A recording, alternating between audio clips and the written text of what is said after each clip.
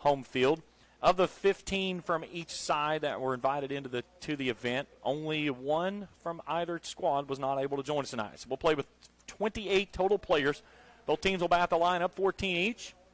Each team was allowed 3 pitchers. So when they take the ball, they've got 3 innings, and they know what they've got. So barring an injury or anything such as that, that's the only thing that will negate the 3 innings that they get. But for the most part, that's kind of what we go with here.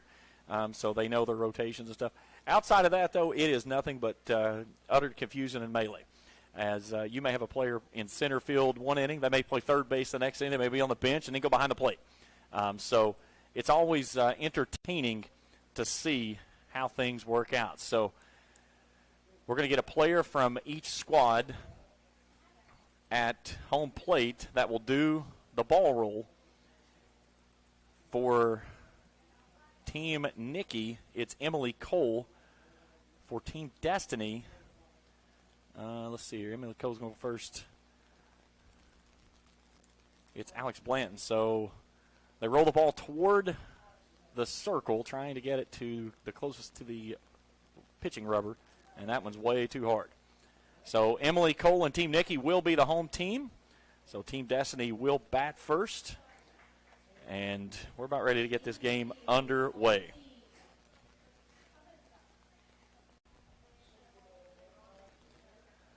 So Team Destiny will go to the batter's box first. Let's take a look at the starting lineups.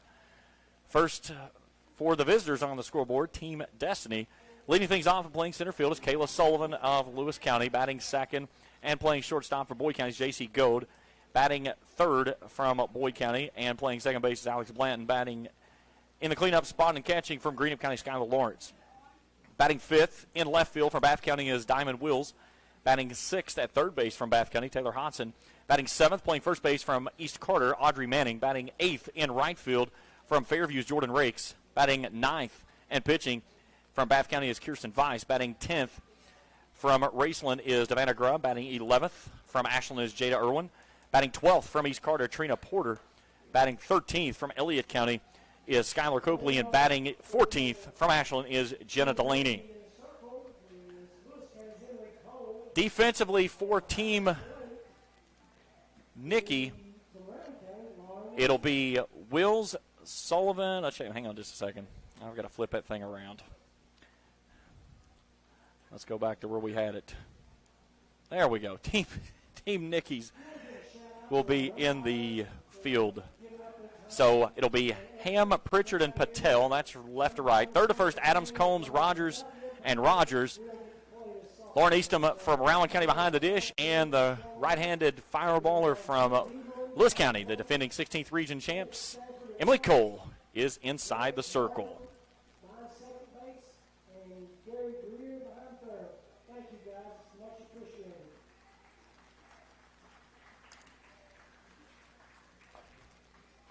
So we're about ready to get things underway here under some very sticky conditions.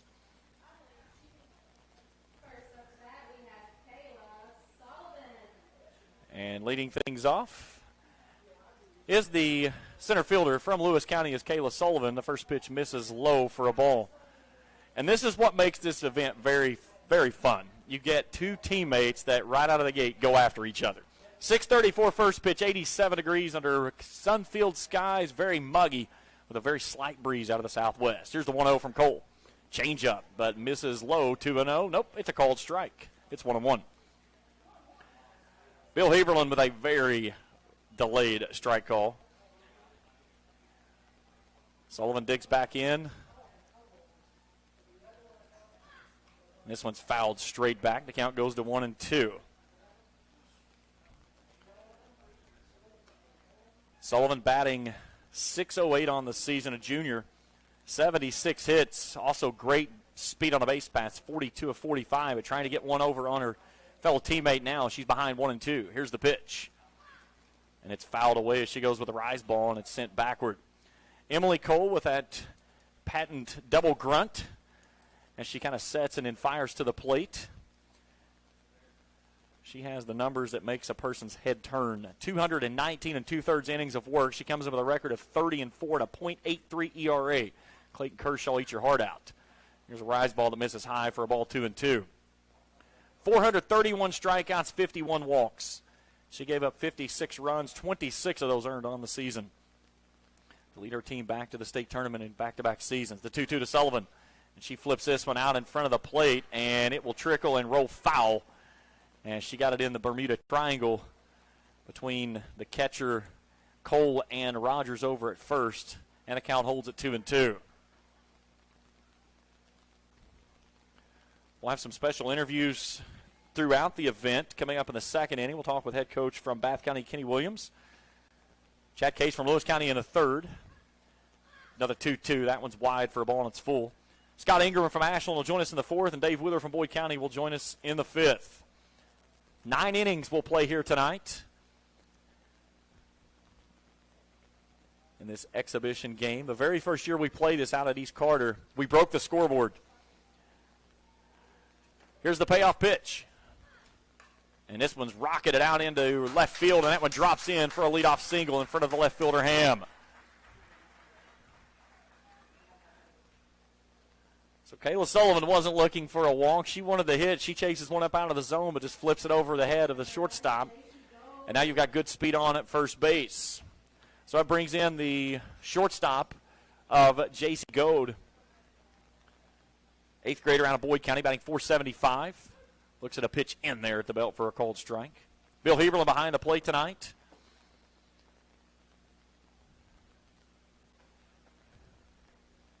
Rogers in at the corner, as is Adams over at third. Here's a ball swung on, lifted skyward. Rogers over at first base, settles under it, makes the catch, one away.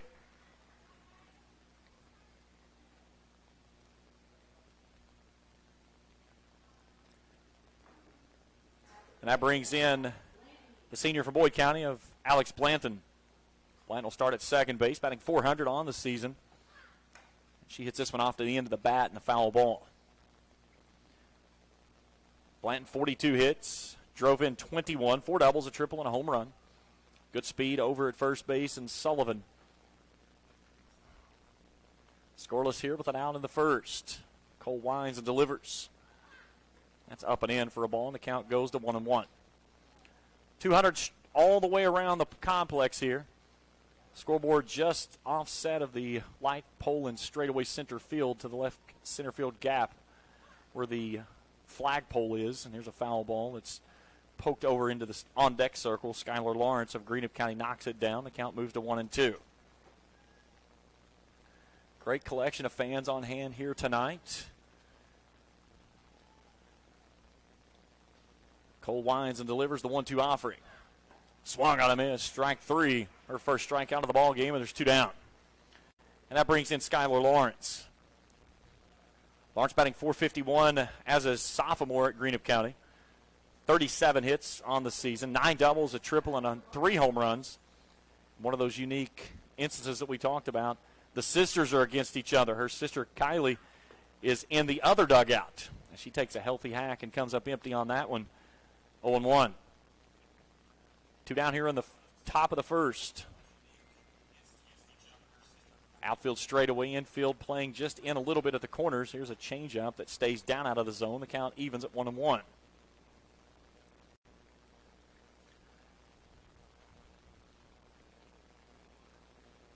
Lawrence settles herself back into the right-handed side with an open stance. Cole winds and delivers.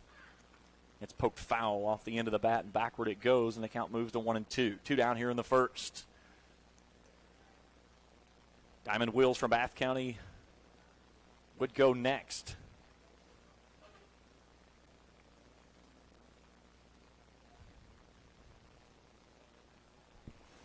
Here's the 1-2.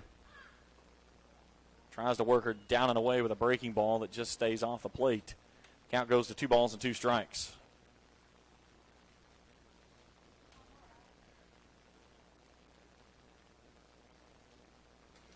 Here's the 2-2. Upstairs, and it's full. And that allows Sullivan to get a head start on this one. 3 balls, 2 strikes. 2 down here in the top of the first inning. of a scoreless affair. Lawrence trying to find a way on. The pitch. Misses high, ball 4, and a 2-out walk has 2 on. We've had a trade in the middle of the game. That's not Diamond Wheels. Diamond Wheels plays for Bath County, and this cat that's at the plate right now is from Rowan County.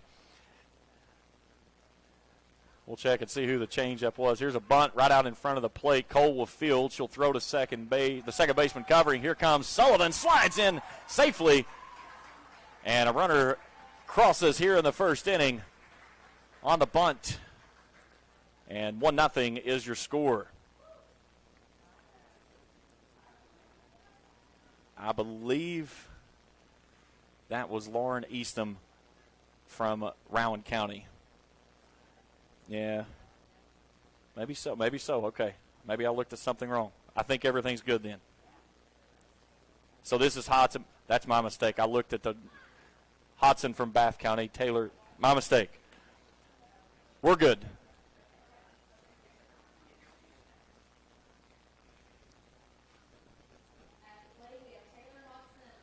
So Taylor Hodson at the plate.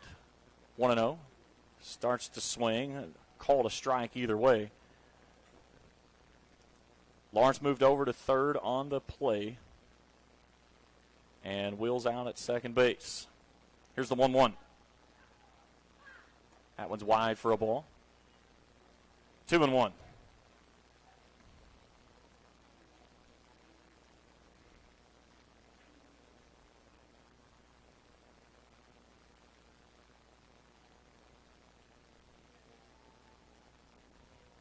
Here's the 2-1.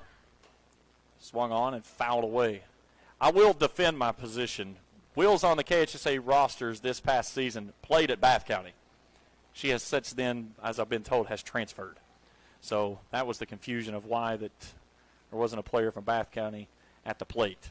2 balls, 2 strikes, 2 on, 1-0 here in the first inning. Hodson awaits. Pitch misses up and in for a ball. Emily Cole laboring through the first inning here, now 25 pitches deep.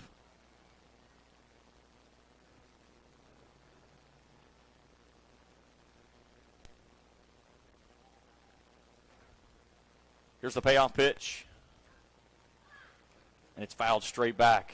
And Jack Likens just won my vote for Player of the Year. Oh, it's definitely coming now. He just brought in a box fan. They thought about everything in the press box but ventilation. No heat, no air. Here's a payoff pitch. Swung on a miss as she got her on a changeup to end the inning. But Team Destiny pushes across a run on 2 hits. They leave 2. 1-0 as we go to the bottom of the first inning after this on the Cool Hits Sports Network. Hello, I'm Michael Bowling, Senior Vice President of Kentucky Farmers Bank. When you do business with Kentucky Farmers Bank, you're making investment in your community. I wasn't crazy. We never sell your loan, and in turn, we invest in local families, churches, schools, and charities. We believe in our community, and that's why we are the better bank for loans. Kentucky Farmers Bank, the better bank for loans since 1931. Located in Ashland, Summit, and Catlettsburg. KentuckyFarmersBank.com, member FDIC, an equal housing lender. You've thought for a long time about keeping your firearms valuable safe and out of harm's way. Borders Sporting Goods has the area's greatest selection of Liberty safes and a wide range of sizes, styles, and colors. And Borders also has the Tri-State's best and most complete collection of firearms, hunting supplies, fishing supplies, archery supplies, knives, camo, and boots. From the smallest fishing hook to the largest Liberty safe, the best brands, the best selection, and the best prices in the Tri-State are at Borders Sporting Goods, Route 60 West in Ashland, where your money will be well spent. 1-0 as we go to the bottom of the first inning. Team Destiny jumps out in front. Let's take a look at the starting lineup for Team Nikki. Leading things off and playing second base is Grace Rogers. Batting second is Ashton Barrett. Batting third and pitching is Emily Cole. The cleanup hitter is Sarah Baze from Boyd County. Ashley Rogers plays first and bats fifth. Mila Hamilton of Boyd County is batting sixth. Melina Ham is batting seventh in left field. Lauren Eastham is catching and batting eighth. Audrey Patel's in right field out of Russell batting ninth. Ariana Adams from Fleming County is playing third, batting 10th. Skyler Lawrence from Greenup is batting 11th. Aaron Patrick batting 12th. Carson Pritchard out of East Carter batting 13th. And Lydia Combs from East Carter is batting 14th and playing shortstop. Defensively, it'll be Wills, Sullivan, and Rakes. That's left to right. Hodson, Goad, Blanton, and Manning. That's third to first. Skyler Lawrence behind the plate, and the right-hander from Bath County of Kirsten Weiss inside the circle.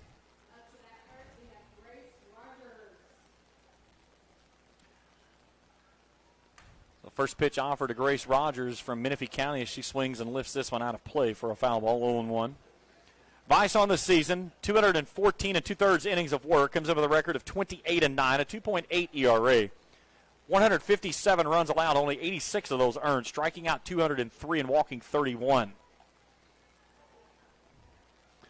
Grace Rogers, the 8th grader, 595 batting average. She looks at a pitch downstairs for a ball. The count evens at 1-1. 44 hits, 11 doubles, a triple, and 4 driven in. She's also got good speed, 26 of 27 stole a base attempts. Here's the 1-1. That one misses downstairs for a ball, 2-1.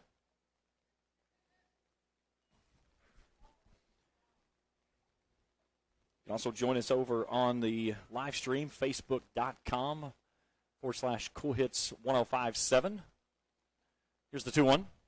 Swung on, lifted skyward behind the plate. It'll get out of play over top of the netting for a foul ball. The count goes to 2-2.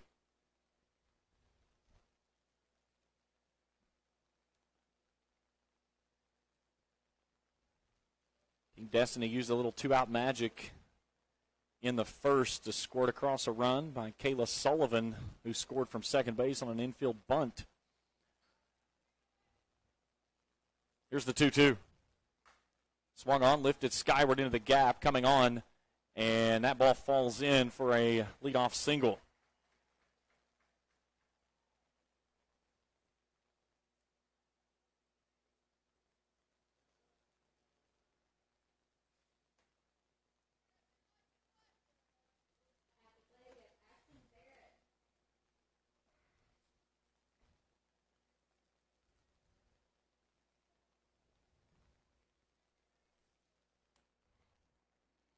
Ashton Barrett steps in, looks at a first pitch at the knees for a called strike.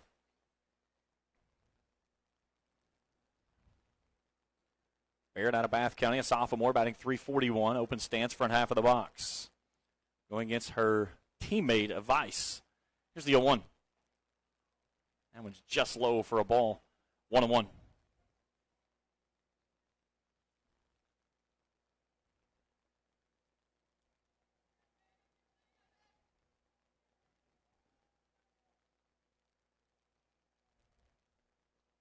The pitch upstairs, 2 balls and a strike.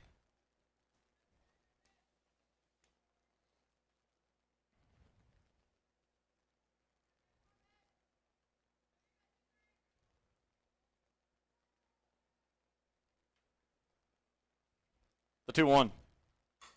Off the end of the bat, could be 2. They'll flip it to Gold. She'll fire back around. In time, no. Nice feed from Blanton to Gold, and they said she was off the bag at both places, so Gold didn't get the force out on the flip from Blanton, so now there's 2 on with 1 out. So an error on Gold, and now Emily Cole to the plate.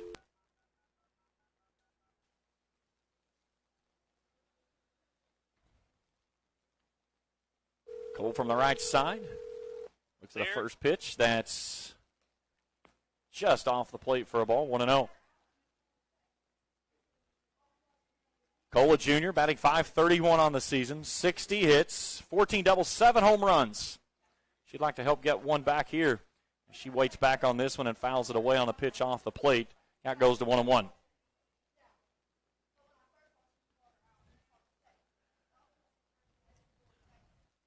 Two on, nobody out here in the first, and Team Nikki threatening after giving up 1 in the first inning. Here's the 1-1. That one's in the dirt with a drop ball. 2-1. Rogers from Menifee County out at first, or Barrett over at first. Vice even up at the plate from the right-hand side. The 2-1 from Vice.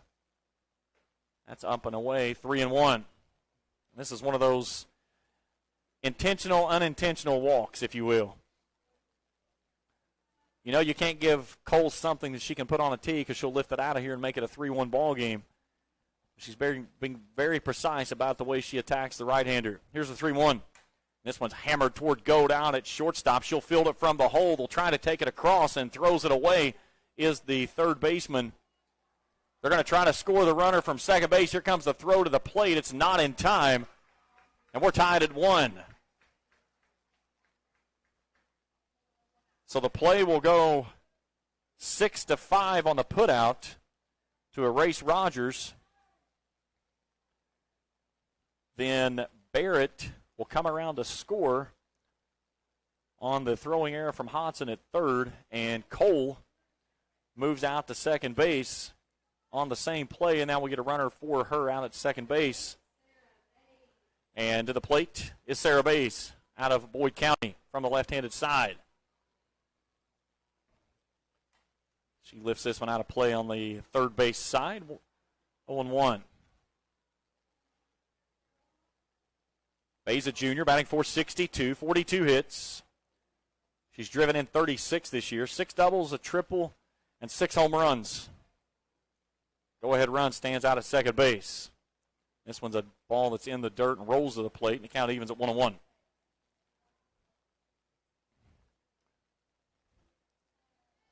Several interviews coming up throughout the event with head coaches that are in the dugouts on both sides. Always a fun part of the game. Here's the 1-1. Swung on, and that one lifts over top of the third base dugout and gets out of play. 1-2. Sun's still a factor for probably another hour and a half or so as the playing surface inside the lines completely drenched in sunlight. Only shade right now on the fields from the shadow of the third base dugout. That's right about the third base coach's box. The right-hander back to work as Baze awaits the 1-2. That one's in the dirt, smothered by the catcher Lawrence. Count moves to 2 balls and 2 strikes. One down here in the first in a 1-1 ball game. Baze back up at the front half of the box. Resting the bat on the back of the shoulder. Vice steadies. Finds her target. To the plate she comes, and this one's chopped foul at the plate. Off the leg of Baze. Count holds at 2-2. Baze looking out to her second baseman and shortstop that she typically sees behind her. She's hitting the ball toward them right now. Here's the 2-2. Lays off the pitch up out of the zone, 3-2. Blanton out at second base. Goad over at third. Bath County and East Carter patrolling the corners.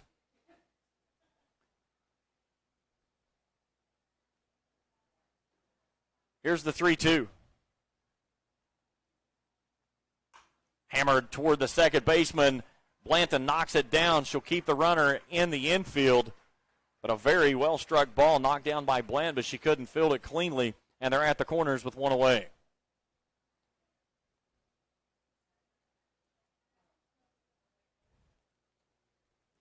And to the plate comes Ashley Rogers of Bath County. Rogers, a sophomore, batting .362 on the year. 42 hits. She's driven in 68. Kevin Euclid looking stance, big, wide-open stance from that right-handed side. And she looks at a pitch for a called strike. Baze goes on the delayed steal, and she's giving her second base foe in this ball game, Alex Blanton, a little ribbing out there. She goes into the bag easily without a throw.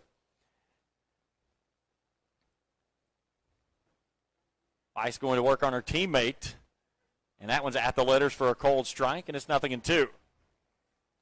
Boyd County's Milo Hamilton stands in the on-deck circle. We'll go next. All tied at 1, but at the corners here for Team Nikki. Right-hander, big open stance. Vice toes the rubber. The 0-2. Misses high. 1-2.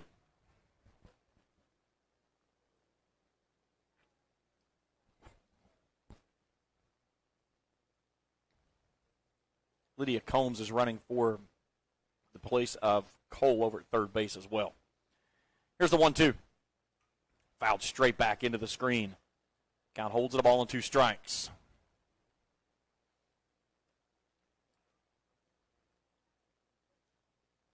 Every year we've played this event, it has been a very competitive contest except for year 1, in which it was decided by about 25 runs. It was a very long night, to say the least. Here's the 1-2. Try to work with a ball down and away that misses 2-2. We broke the scoreboard at East Carter that night to the point to where it never turned back on. I think the final score was something like 33-6-7, something like that. Obviously the lineups wasn't balanced too well, but it was a good start for the first ever time doing it. 2-2 pitch. Off the end of the bat, drifting in is Sullivan. She'll make the catch. Combs had drifted away from third. She cannot tag up. So now there's 2 away. And Mila Hamilton to the plate. Sullivan was able to field that one coming forward. Combs had drifted way too far down the line over at third, so she had no chance of tagging. So Hamilton will climb in, a freshman, .427 batting average. 38 hits. She drove in 33 on the season. She looks at a pitch up and away for a ball. 8 doubles and 1 home run.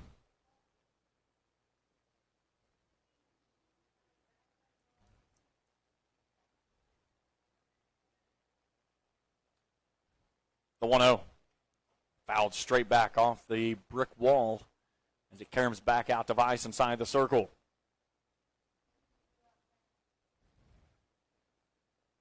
One thing in the event like this, you want to take advantage of every hack that you get, because batting 14, you're not going to see as many swings in a normal night that you would. Here's the 1-1. Down and away, 2-1. 3 times at the plate expected.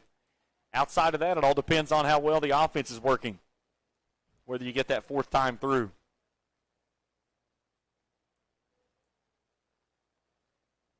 Here's the 2-1. Back up the middle, and that's into center field for a base hit. Combs comes in to score. Baze trots over to third base. A 2-out RBI single for Mila Hamilton, and Team Nikki has the lead. Is 2-1.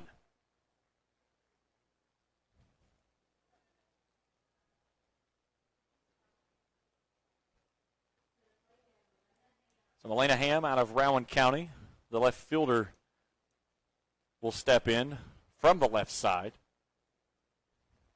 Ham, a freshman, batting .439 on the season. 50 hits, 17 driven in. She takes a look at a first pitch at the knees for a called strike.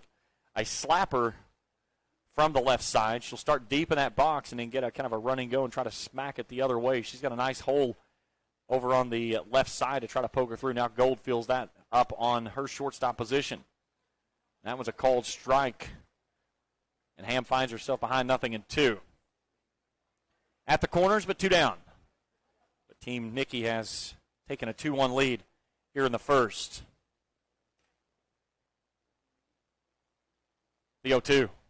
Down and away, knocked down by Lawrence. That will allow Hamilton to move up to second base without a throw. So now a couple of ducks on the pond in scoring position, trying to add to this 2-1 lead. And those hands separated from the left-handed side. Vice into motion, the pitch. It's rocketed over the first base side, and a foul ball. Audrey Manning threw her glove up in defense.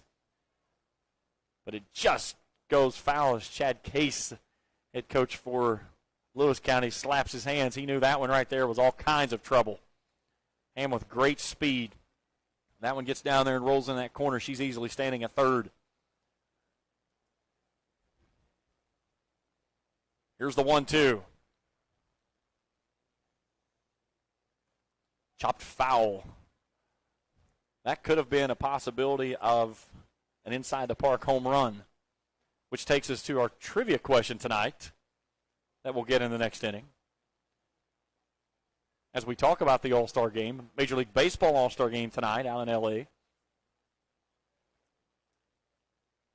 1 ball, 2 strikes. Ham awaits. Here's the pitch. Poked back toward the shortstop side. Go knocks it down. She'll keep the ball in the infield. But the diving attempt, she cannot recover. Baze will score. It's 3-1 on the infield single. Nice job there by J.C. Go just to knock it down on the diving attempt. But then as she did so, by the time she got back to her feet, no chance at Ham, and Hamilton was already going the opposite direction over to third. So now they're at the corners, and Lauren Eastham, the catcher from Rowan County, steps in. An 8th grader batting .462 for Larry Sloan's Vikings. First pitch up out of the zone. Ham not going anywhere.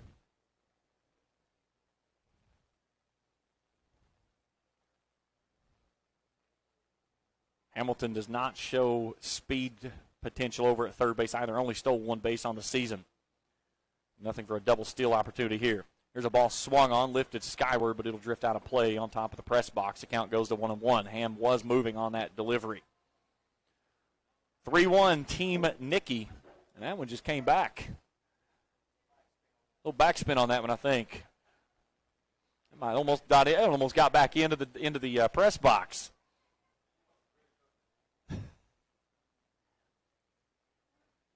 Here's the 1-1 from Vice. In the dirt, Lawrence knocks it down. Ham will move up to second base without a throw. The count moves to 2-1.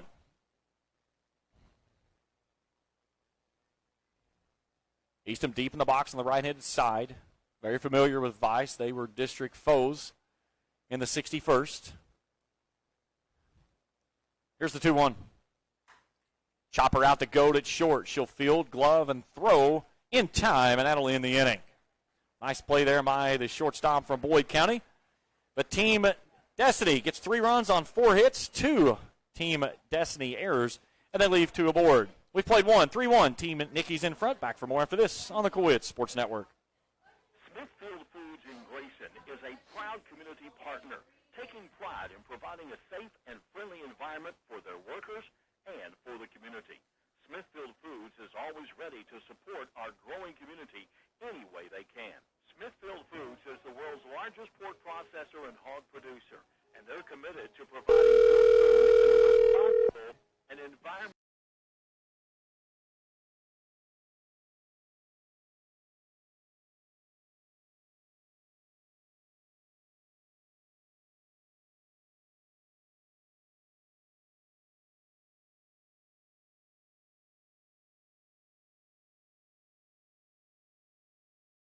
You're not just a customer, you're a part owner, and you get the power to drive your finances the way you see fit.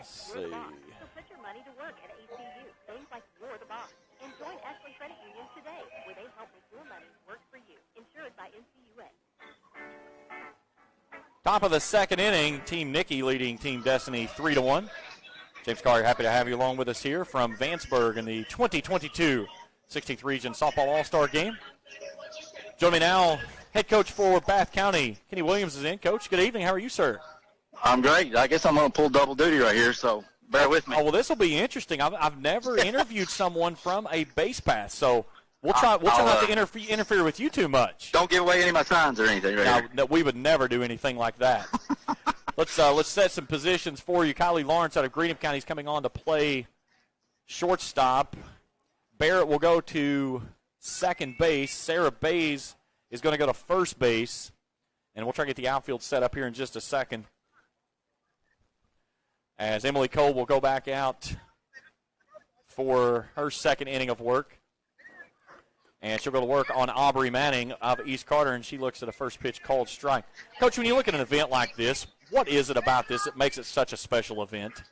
It's just, you're getting these kids that they compete against each other all spring, and you get out here and it's a little, now there's nerves involved and everybody wants to do good, but it's a little bit more relaxing atmosphere, and these kids are getting to hang with kids that they don't normally get to, and it's just all about having a good time. That's what it's all about. Here's the 0-2 from Cole. Swing and a miss, strike 3. One down. You look at Emily Cole, Coach, and that's something that we've said many times this year. 431 strikeouts on the season, and she's one of those that you don't see often, a pitcher that with that kind of dominance, but she's certainly played herself well. No, she's definitely the cream of the crop, and it's neat that some of these kids that don't get to normally play Lewis get to see her, see what she's all about. A lot of these people that don't traditionally play Lewis, they get to get up here and kind of see she's definitely the stud of this group, and it's fun to match wits against her and see how she does, and try to put something in play. We were talking over here at the first inning. We were just tickled to death to get one run because we know she's only going to get 3 innings, so we're just trying to survive in advance. But to get one on her, that was pretty special. Here's Jordan Rakes from Fairview. She's ahead 2-0. Swing and a miss on the 2-0 pitch down and in, 2-1. That was one of the things I was going to ask you, Coach. When you got one against Cole in the first, you had to feel a little good, and then they turn around and they put 3 back in front of you.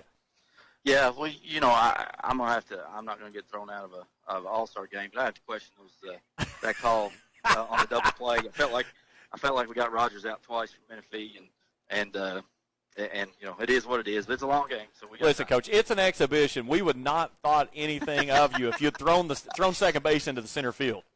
Well, it's people paid money to see some stuff, so let's see it. That's right. I mean, it's we need a Lupinella or take some of the stuff you see. Take the as you get tossed, just take the bag with you as you go out the gate. That's exactly right. I'm still going to come after Stumpy over this rolling the balls for home team. Still upset over that one. You bring of the teams we had 30 girls that was on the rosters. Only 28 getting to make it tonight. But when you bring the girls together like this, how special is that for the game of softball? That I don't know of another region that does anything, and there very well could be. They could be doing it from the first all the way to the 15th, and I just don't know it. But it's something that when they did this for the Twitter kids, when they did it for the Twitter world, and we come together and got together. Jack and I got together last year with a couple other coaches and want to put this back together because it's. These kids, anytime. I thought she bobbled that. Anytime that you can get these kids together in an atmosphere like this, it's a special deal. All right, Coach, I got to do a break. Can you hang on with me, and I'll get you on the other side? All right. Yes, fly ball out to center field ends the inning. They go in order. It's 3-1 as we go to the bottom of the second. Coach Williams will join me on the other side of the break after this on the Coed Sports Network. All right, Coach, just hang on with me. I'll be with you in just a second. Okay, no problem. None compares. Fajitas, tacos, burritos, quesadillas, chimichangas, even vegetarian. I'm sorry about that. A kids menu, dessert, and salad that's tasty, budget-pleasing selection for you and your family, unlike any other. Hey! First and only choice. And all throughout the Tri-State. Ashland, Greenham, Grayson, Paintsville, Canova, South Point, Olive, Hill, and Canonsburg. Raised out of Honors Union. I made my case about the home security begins at home. With home ownership. It's out there. If you've been putting off looking for a home because you think you can't afford it, you owe it to yourself to check out Members Choice Credit Union. Members Choice Credit Union has programs for first-time home buyers and more to help put you in the home of your dreams. Call, click, or stop by Members Choice Credit Union today. Members Choice Credit Union, NMLS 411945, Equal Housing Lender. Call for I've added another piece to my position, but 3-1 as we go to the bottom of the second inning. Team Nikki, which is the home team that leads this ball game. James Collier, happy to have you along with us here tonight from Vanceburg. 9, 10, and 11, Patel, Adams, and Lawrence. And joining me through the break from Bath County, Coach Kenny Williams. Coach, 14 in the batting lineup. When was the last time you batted something like that? I think, my little twins are 7 years old, and we play that way in T-ball, but I haven't done it much in anything like this. So, well, I guess these all-star games is the way to do it. Well, your pitcher's inside the circle of Kirsten Weiss, and what do you like about what you've seen from her so far? Well, she's battling a lot of nerves. I tried to calm her down before the game out here, and Cole come out, and I thought maybe we got that run on the board that would kind of relax her a little bit. But it's just like all these kids, they got a little nerves going, and she does too. And once she settles down, I think she'll be just fine. Proud of all of them, but I think she'll be just fine. Russell's Audrey Patel at the plate, fouls away the first pitch, then looks at a pitch just above the letters, 1-1. Patel on the season comes in batting as a sophomore, 303 on the year, 23 hits, drove in 16 with 6 doubles and 1 home run. Weiss back on the rubber, peeks into Lawrence, has the sign she likes, the delivery of the 1-1, and a swing and a miss. What do you like about what Weiss brings to the table for you, Coach, that when you hand the ball to her, she's not going to go out at times and maybe overpower everybody, but she has the ability to do so? That's right. She's, we know what she is, and she's going to get out there, and, you know, she don't care. She don't get rattled. She's just, and of course now she's going to be a senior coming up this year. But I mean, even down as a sophomore and earlier, she was just very mature, very poised, and you know, just things like that. You know, we had that error there in that first inning, and it's just you don't get any emotion out of her one way or the other. You know, she just kind of even keeled, and that's just something I've always appreciated with Kirsten. 2-2 on the pitch up and away to Patel as Vice back to work. Comes down and in, ball 3-3-2. Coach, you've gotten close the last two seasons. What is it that you need to put yourself in position to take home that 16th region crown?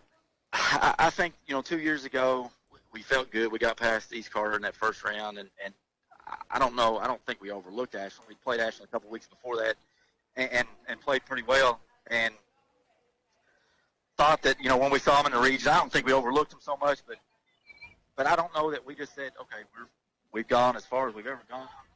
Maybe pat ourselves on the back a little bit, and they come up and got us. And, you know, this past year, I thought everything set up great for us to see Lewis in the final, and credit to Rakes, they come out and did what they did. Just one of those things. It was a bad day to have a bad day for us. And that's one of the things when you talk about in the 16th region tournament, that's the only time of the season you don't want to have a bad day. Yeah, exactly. And you know, I think we had 7 errors in that one inning, and we battled, and you know, it's hard to come up with the right words to say in a deal like that. But you know, I was proud of our effort. We didn't give up, and we battled all the way to the end. Just wasn't our day. Ariana Adams out of Fleming County steps in. She looks at a pitch in there for a cold strike, and then this one's upstairs for a ball 1-1. Patel reaches on the fielding error from Go down at shortstop. So a runner aboard here with nobody out, and Team Nikki's team in front. I scored a 3-1. Vice eyes her mitt behind the plate, and here's a ball that's blistered back up the middle, and that one goes into center field. Almost a bang-bang play out at second base as Kayla Sullivan comes up and firing, and I think Patel wasn't expecting to throw. Coach, did you have a better look at that one? I thought he wanted to call it. I thought he wanted to ring her up, but that's three. That's 3 for you out there at second base now, Coach. Yes, I'm gonna. You may get to see a show just yet. Well, listen, if we do it, you call me back because I want to hear it live.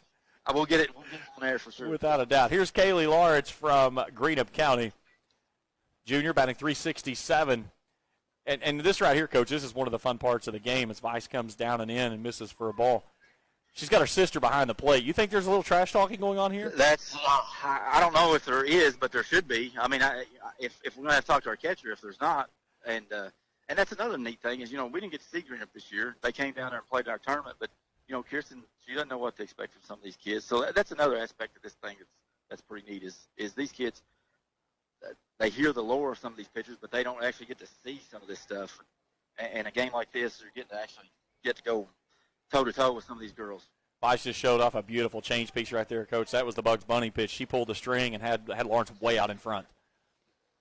That's one of those things that I just would really like to see her get more comfortable with because she's got a really nice changeup if she's feeling it. So, what's the one thing that you would like to see her be able to do to take her game to that next level as this one's fouled straight back?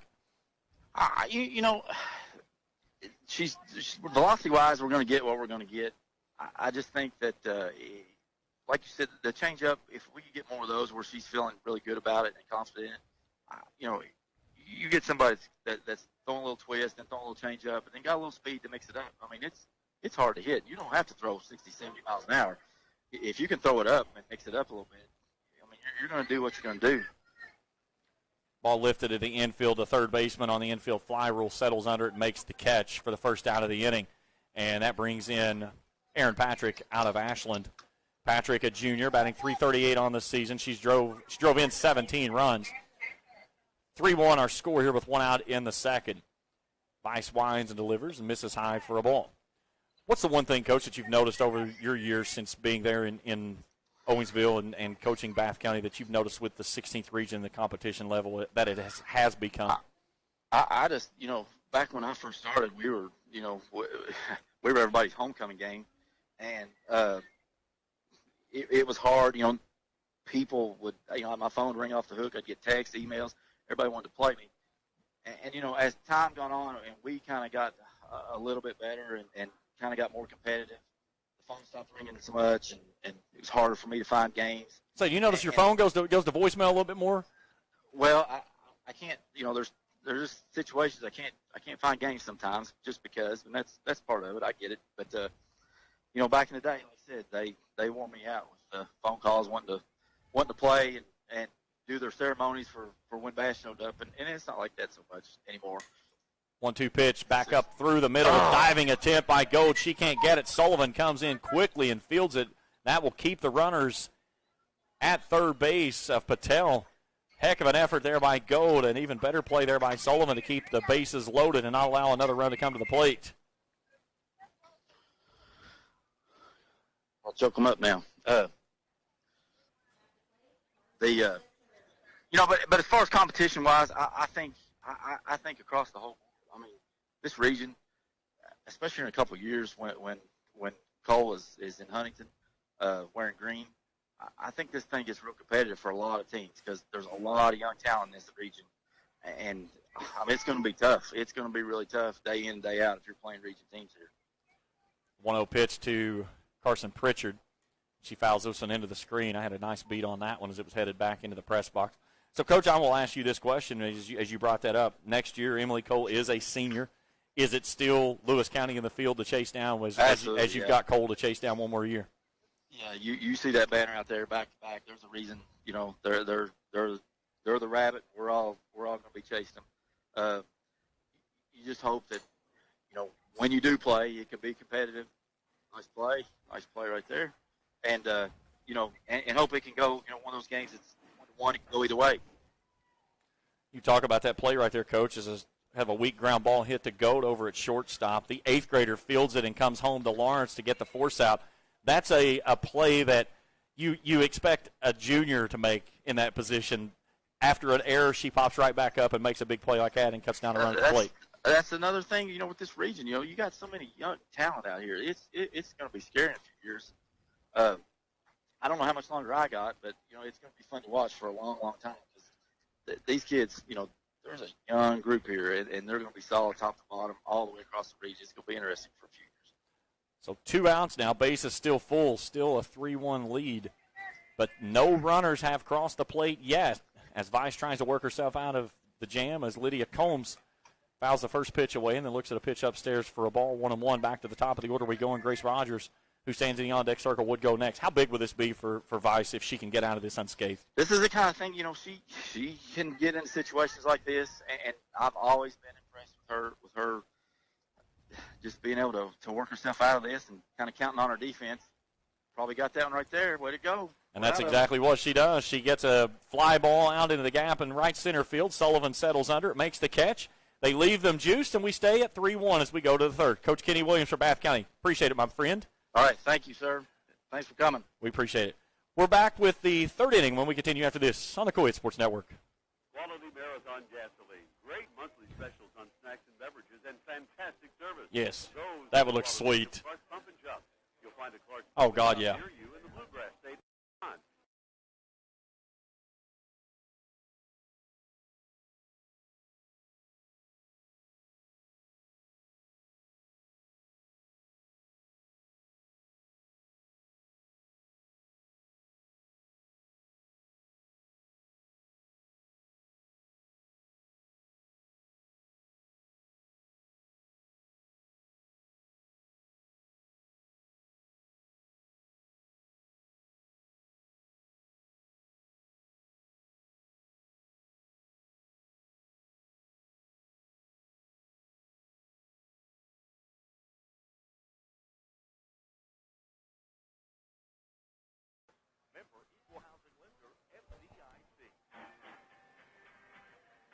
We go to the third, 3-1. Team Nikki leading Team Destiny. But Kirsten Weiss gets out of a bases-loaded jam and keeps the game at 3-1.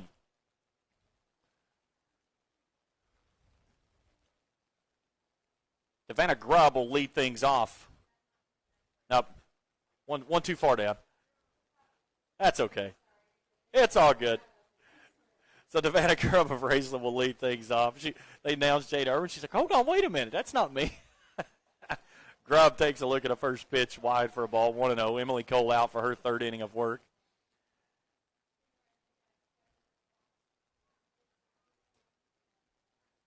Here's the 1-0.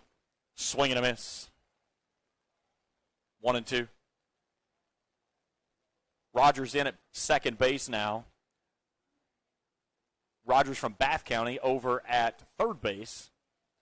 Baze and Lawrence stay at short and first respectfully. Here's a swing and a miss. Outfield, Grace Delaney, I believe. Nope, Patrick, is in left field from Ashland. Goes with a pitch to the outside corner for a cold strike 3. And there's one away here in the third. We'll get Chad Casey in here in just a little bit. Like I said, we have these scheduled for the second, third, fourth, and fifth. We may have to schedule it around a little bit here and there. So now Jada Irwin out of Ashland steps in. She ropes this one right at the second baseman of Grace Rogers, who fields it for the second out on the line drive. Talking with Coach Williams just a little while ago, he was talking about the youth in this region. You've got J.C. Gold, an 8th grader, Jana Delaney, a 7th grader, Lauren Eastham, an 8th grader, Grace Rogers, also an 8th grader. So Trina Porter steps in with a swing and a miss out of East Carter. This one's fouled away on the first base side. Count goes to 0-2.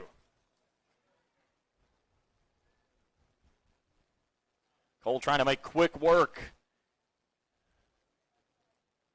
of her final inning inside the circle. Here's the 0-2. She lets that one fly, but it misses wide. 1-2. Cole needed 26 pitches to get through the first inning. She used 10 in the second. This will be number 9 coming right here. Right-hander winds and deals. And it's poked foul. What a play by Scott Ingram out of third base. We will talk to him in the fourth. He played that one beautifully with the bare hands. There's your MVP right there. Well, sorry, man. That right there was beautiful. Take the fan away. I'll take that every day. 1-2 pitch wide, 2-2.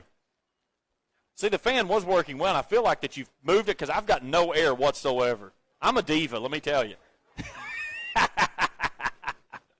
Deuce wild across the board here in the top of the third inning. Cole back to work. The pitch. Swung on, lifted skyward. It gets out of play over behind the first base dugout. Starting to see a little bit more shade creeping toward the playing surface. It's the third base dugout just shy of the third base line. Everything else still drenched in sun. Here's the 2-2. Off the end of the bat, out to Rogers at second. A clean pick and a clean 1-2-3 for Emily Cole here in the third. 3-1 as we go to the bottom of the third after this on the Cool Hits Sports Network. I'm April Perry, the CEO of Kentucky Farmers Bank. On average, our employees have been with Kentucky Farmers Bank for over 10 years, and that is important to you and us.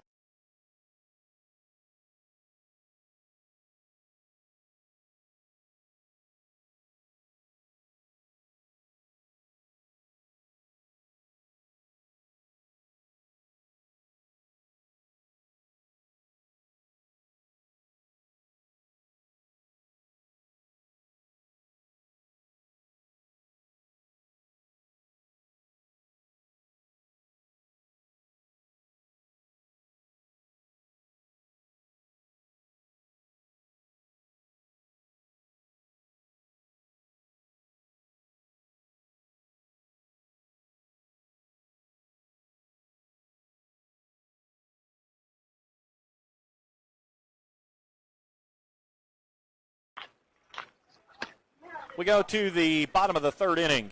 3-1, Team Nikki leading Team Destiny. James Collier, happy to have you along with us here. Joining me now, head coach for the defending 16th Region champion Lewis County Lions, Chad Case is in. Chad, thanks for joining us this evening. Hey, glad to be here. Glad to be here. First off, Coach, I want to compliment you on a beautiful complex here. You guys just getting the complex this year and getting a chance to host. How big is that for you guys? Oh, it's amazing. It's amazing atmosphere right now.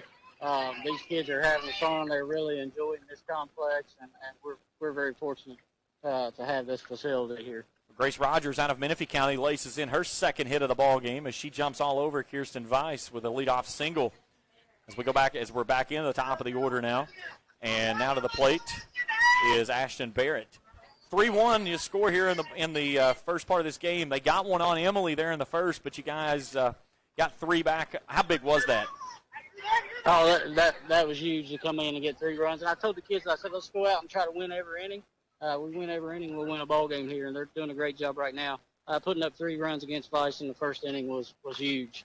You get one on Emily there in the first, but you could really tell how dialed in she was there in the second and third. She goes through the order in 10 pitches each. What did you notice about the way she changed things around? Well, she came in really focused, and I think the atmosphere and just all the talent on the field. She might have came in a little bit nervous that first inning, but she started getting in a groove, and the kid, she's been amazing in the last 2 innings. When you look at the way this ballgame started, it was one of the things I like to talk about in these type of events is you get teammates going after each other. And she had to battle Kayla there to start things off. How was that? It was pretty exciting because I think it was probably a 7, 8, 9 pitch at bat, and it was pretty exciting to see Kayla come through with a hit at the end of it. It's exciting to watch those two go at it. I enjoy watching them in practice. And it's very exciting to watch in the game here. Kayla done a good job battling off at 2 strikes and coming out and getting a base hit. Well, I kidded in that play. I said that she chased the ball well out of the zone to go get that. But she wasn't up there looking for a walk. No, she's up there looking to hit the ball. I'm sure she really stood in that box wanting to hit off Emily Cole. There's no doubt. So was very excited to see her come out there with a hit. So Barrett gets caught looking, so one away. And Emily Cole steps in and looks at a pitch up and away for a ball, 1-0. Rogers out at second base. She swiped the bag on a throw that got away from the second baseman out in center field, but Sullivan was there to keep her at bay. Coach, it was one of the things. We know that Sullivan was not available to play. She got injured in practice going into the tournament. How much different did your team play and the cohesiveness of the team with losing your leadoff hitter? Well, it was a huge loss, and there's no doubt about that. You know, we consider here in Lewis County, and our program considers Kayla Sullivan one of the best hitters in the state of Kentucky. So when you take that kid out of the lineup, you're losing a 4-for-4, 4-for-5 kid in the lineup. But, you know, she was there. She supported the team. But had she been on that field and been our leadoff kid, I hope to think and want to think the outcome would have been a little different. But we sure missed her, that's for sure. 1 ball and 2 strikes to Emily Cole. The pitch. Swing and a miss. Got her to chase a pitch up and out of the zone. 2 down. And that brings in Sarah Baze out of Boyd County, who's 1 for 1. Back-to-back champions, Coach. And in your first year, being able to bring that second championship back home, how big was that for you? Well, it was huge, and, you know, we knew going in, you know, every time we step on the field, we would have a target, especially when we got to district tournament and regional tournament. You saw that when we came out in the district tournament. We had played Russell twice already through the season and had very good outcomes on both. And then you get to the district tournament as a 3-1 game. Then we roll into the regional tournament, and we draw Round County right off the bat, which is a very good program. We had to go in extra innings to come out of that game. So to be able to pull through and to fight and to battle the way we did and come out as regional champions and take this club back to the state tournament was an absolute great feeling.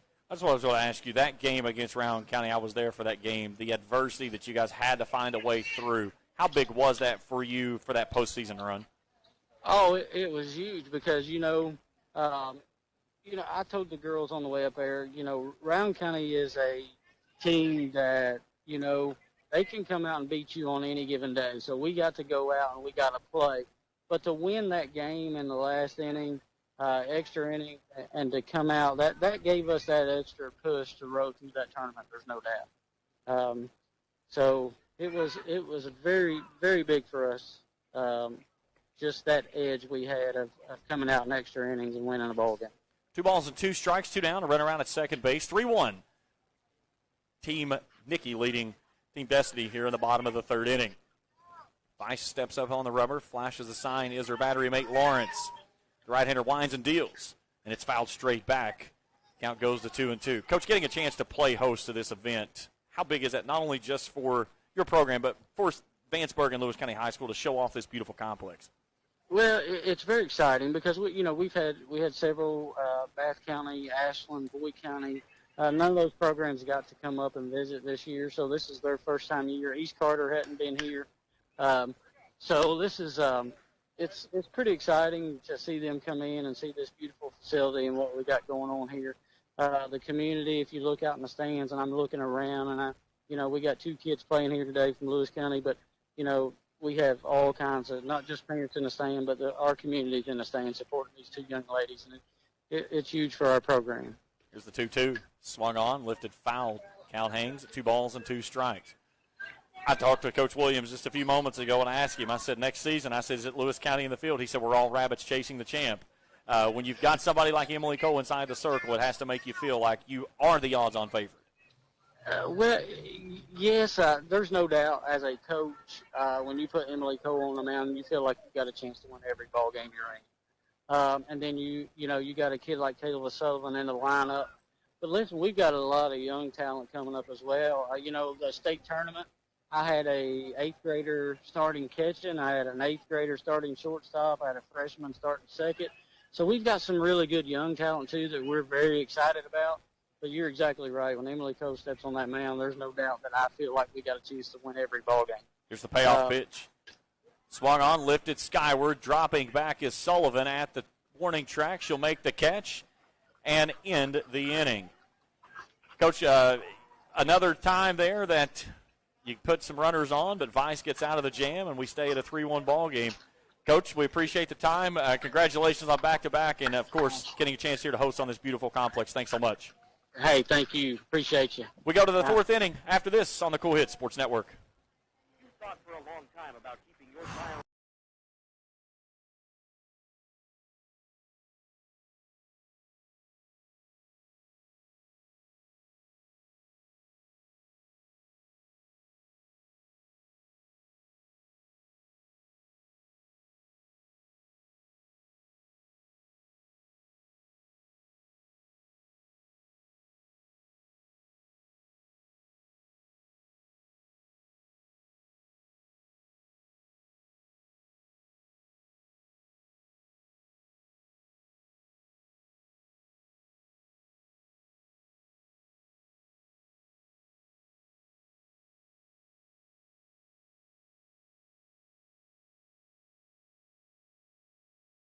Primary Bus Racing is always welcoming new patients and looks forward to sharing their mission of quality, advanced, all right, affordable so we healthcare get with Patel.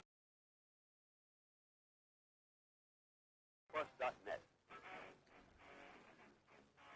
3-1 as we move into the 4th inning, and a change inside the circle as Emily Cole's night is finished, as the right-hander out of Russell, Audrey Patel, will go to the circle. Moving behind the plate from Ashland is Aaron Patrick. And let's see what other changes that we get out here.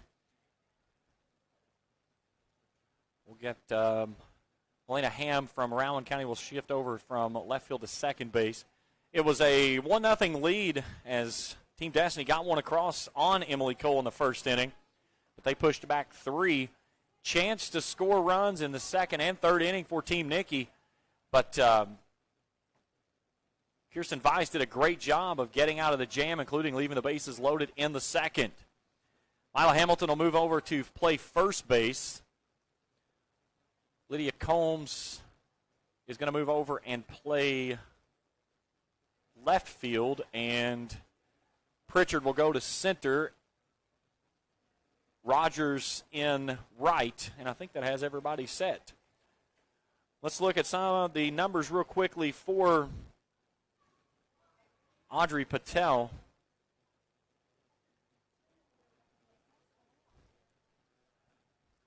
My wife took my computer. I'm going to have to look it up a different way. Give me a second.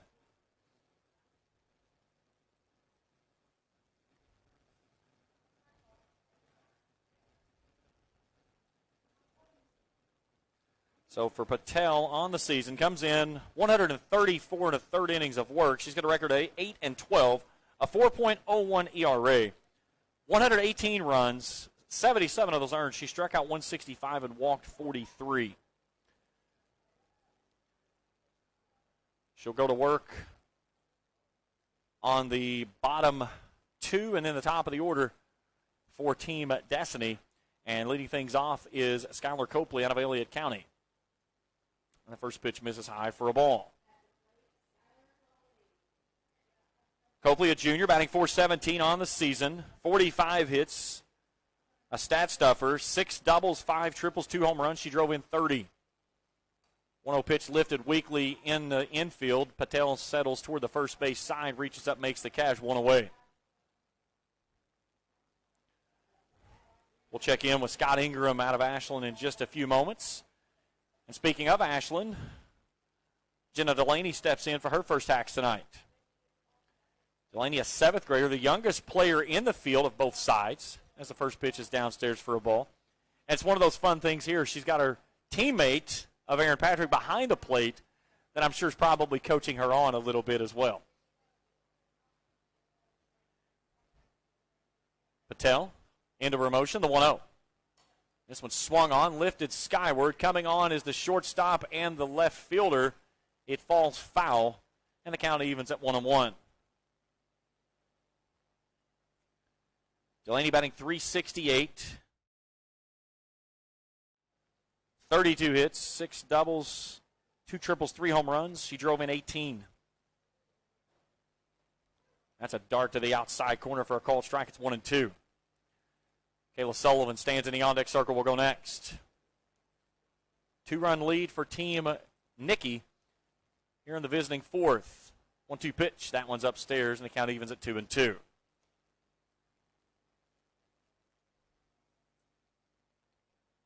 Little bit of shade creeping its way onto the playing surface on the third base side as we start to see it for the first time. Here's a swing and a miss, but it gets past the catcher to the backstop. That will allow Delaney to reach on the drop strike 3.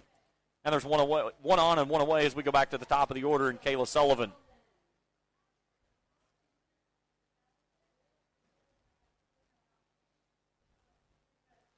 Sullivan 1 for 1, singled in the first inning. She chased a pitch up out of the zone. She's credited with one of the 2 hits, and here's a ball off to the fist, but right out toward the left fielder, and Combs overran it. It's over top of her head and all the way up against the wall. Pritchard fires it in toward third. Here comes Delaney. She'll come all the way around from first base. And they get a run back here and cut the lead in half. It's now 3-2. Combs came forward on that ball and just completely overran it.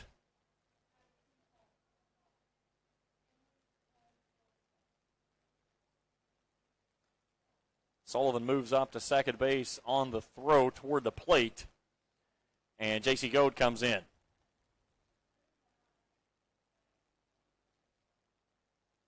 Goad popped out to first base her last time through. Here's a ball fisted out to shallow left center field. Coming on is Combs. She can't make the play. It kicks off of her arm and trickles into the infield, and Sullivan will move up on the play.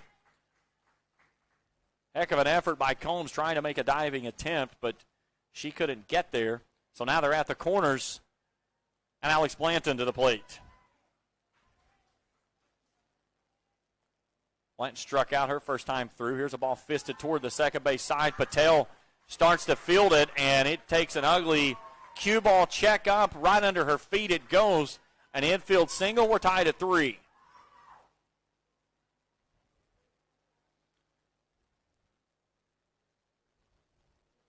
So 3 hits here in the inning, and Team Destiny has evened the ball game at 3. Skyler Lawrence steps in. A hard chopper toward the third baseman. It kicks off the glove into left field. Here's the throw to the plate. It's not in time, and then the catcher slings it down the third base line. It's going to bring in another run. They're going to try to send the runner from second base of Lawrence, and she'll be out at the plate trying to score.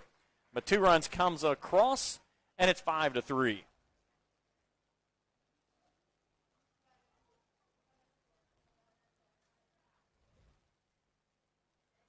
And we have time requested by Chad Case as he'll come out. So Blanton comes around from second to score. And then Lawrence is cut down at the plate as we go 6-2 on the putout. And the bases are empty. So 4 hits in the inning and 4 runs. And to the plate is Diamond Wills. Wills bunted back to the pitcher. That drove in the first run of the ball game.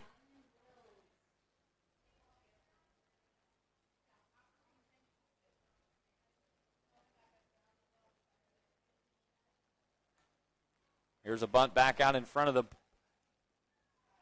the plate. Patel fields and throws quickly, but it'll be an infield single as getting down the line very quickly is Wills for her second hit of the ball game.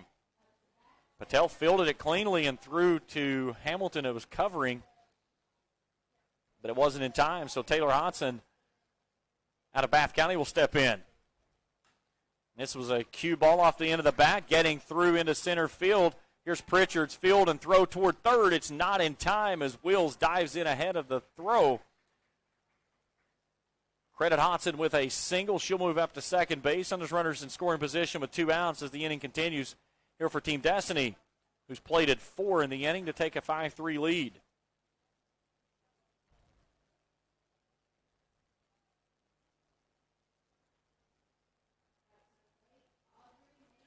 Audrey Manning steps in. Strikeout victim her first time through. Here's a slow roller toward Lawrence out at short. She'll field a low throw, gets past the first baseman. That brings around both runners to score. Here's the throw out to second base, is not in time. And makes it 7-3.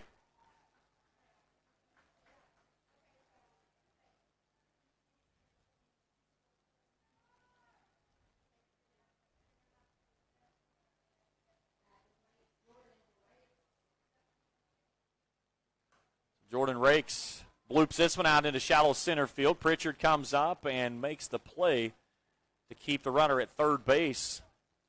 But the hits just keep on coming here for Team Destiny as they picked up their 7th hit of the inning.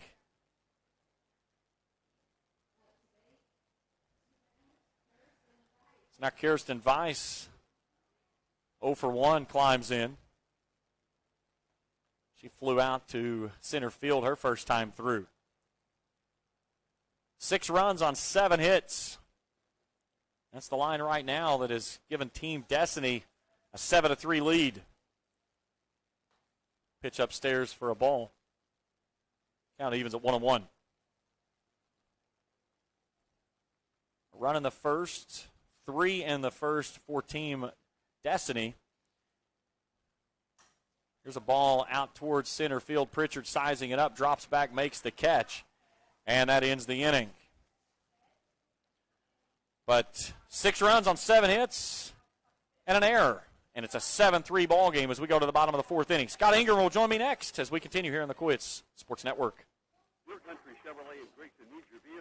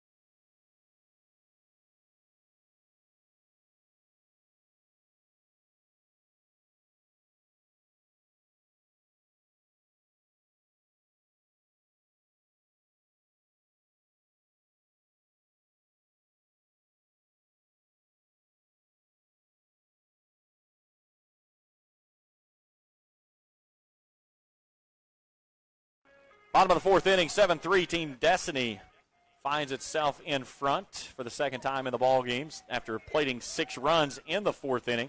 Joining me now From the sidelines on the third base side, head coach from the Ashland Kittens, Scott Ingram, is in. Coach, good evening. How are you? Good. How are you? Doing well. Thanks for joining us here. As 6 runs there for your team in the inning, and it was a lot of that coming with 2 outs. What do you like about the approach that you guys took there to take a sizable lead? Yeah, it was they gave us a couple outs there, but we took advantage of it, and good plate appearances there by everybody. It was a good inning. We needed it. What do you like about the way this format sets up? You bring in all these players from the 16th region, players that have played against each other, players that have played with each other, teammates going against each other on opposite teams. It's just it's a unique event. It is. And I think you just said everything that I liked about it. So you took all that I've got to say. But I mean, it is. It's pretty cool to get together. I mean, all these coaches, but you get to see them like this not very often, and you talk to them some on the phone, but just to get together with them, that's a cool part of it. You get to kind of be around some other kids that you've obviously been against, and it's the whole thing is just a pretty cool experience. Well, we got a new pitcher inside the circle, Jada Irwin, and I know that kid. I was going to say, Coach, just go ahead and give me the scouting report. It'll save me a lot of time and trouble. Jada's going to pound the strike zone, and she's warmed up for about an hour and a half over here. The kid could throw for days, I think, but she's a great competitor. Just keeps getting better every year. Keeps probably one of the hardest working kids I've been around. I mean, she's always doing something. It's almost too much, but she's a good one.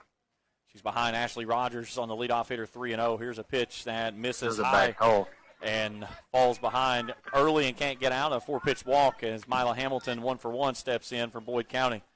Coach, take me back through your season. You started off, I think, well, and then you went to the beach and things just kind of got sideways, and you just seemed like, I know you and we talked several times, it just never seemed like you could find that niche to get yourself back on track. Yeah, we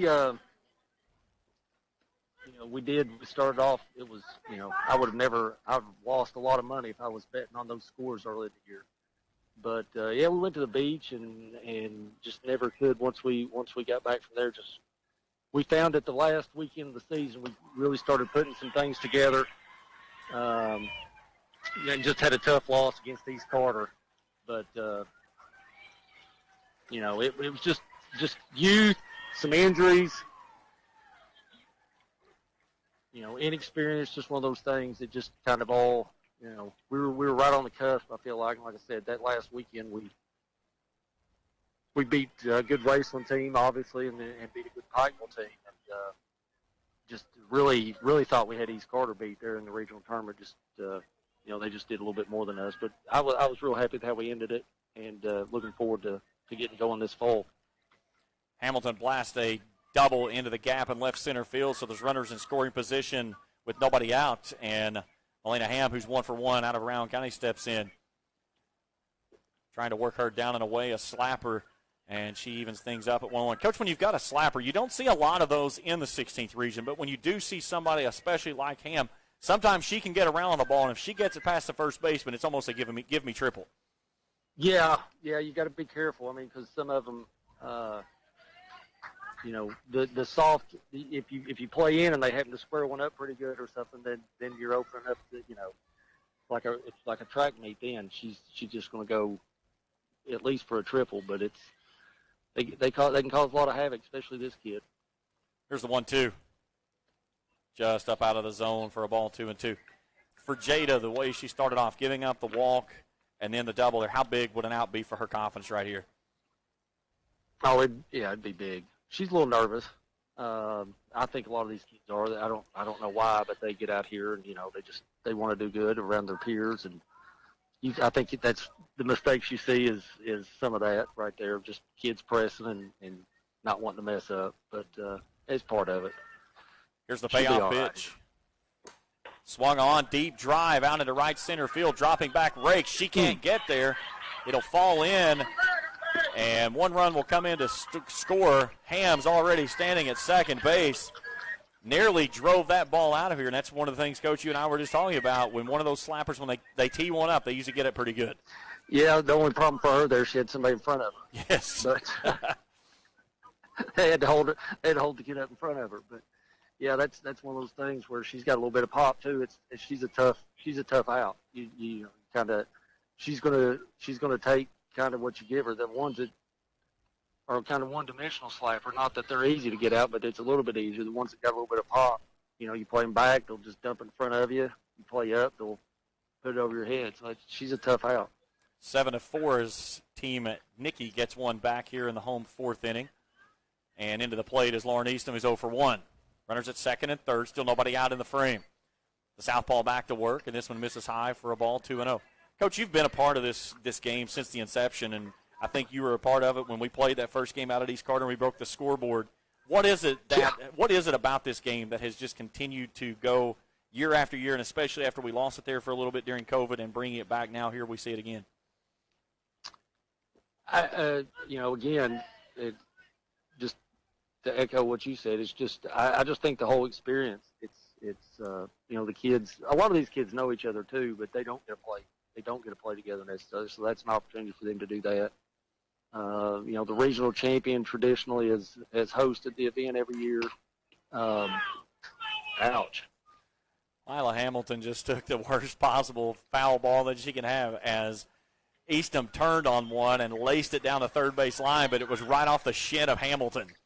And Coach, I think you had the best view of anybody in the ballpark. Yeah, it squared her up pretty good. Now, let's talk about that play, though, because the way that she took that ball, it saved it out right there because she made certain she was in foul territory. Yeah, she was in foul territory. That was – you get some kids that wander on the line there, but she was outside of it. So that just adds insult to injury there.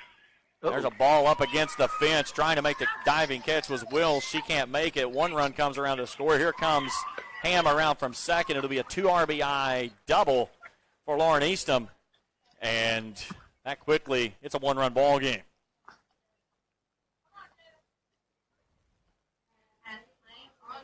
Coach, tell me about the complex here. Lewis County, not a place that every team gets a chance to make the trip to and stuff. And I'm not for certain. Did you guys make a trip up here this year? And if not, what's your first take on the complex? No, they came to us this year. It's absolutely. I mean, I've seen pictures, but yeah, it's outstanding.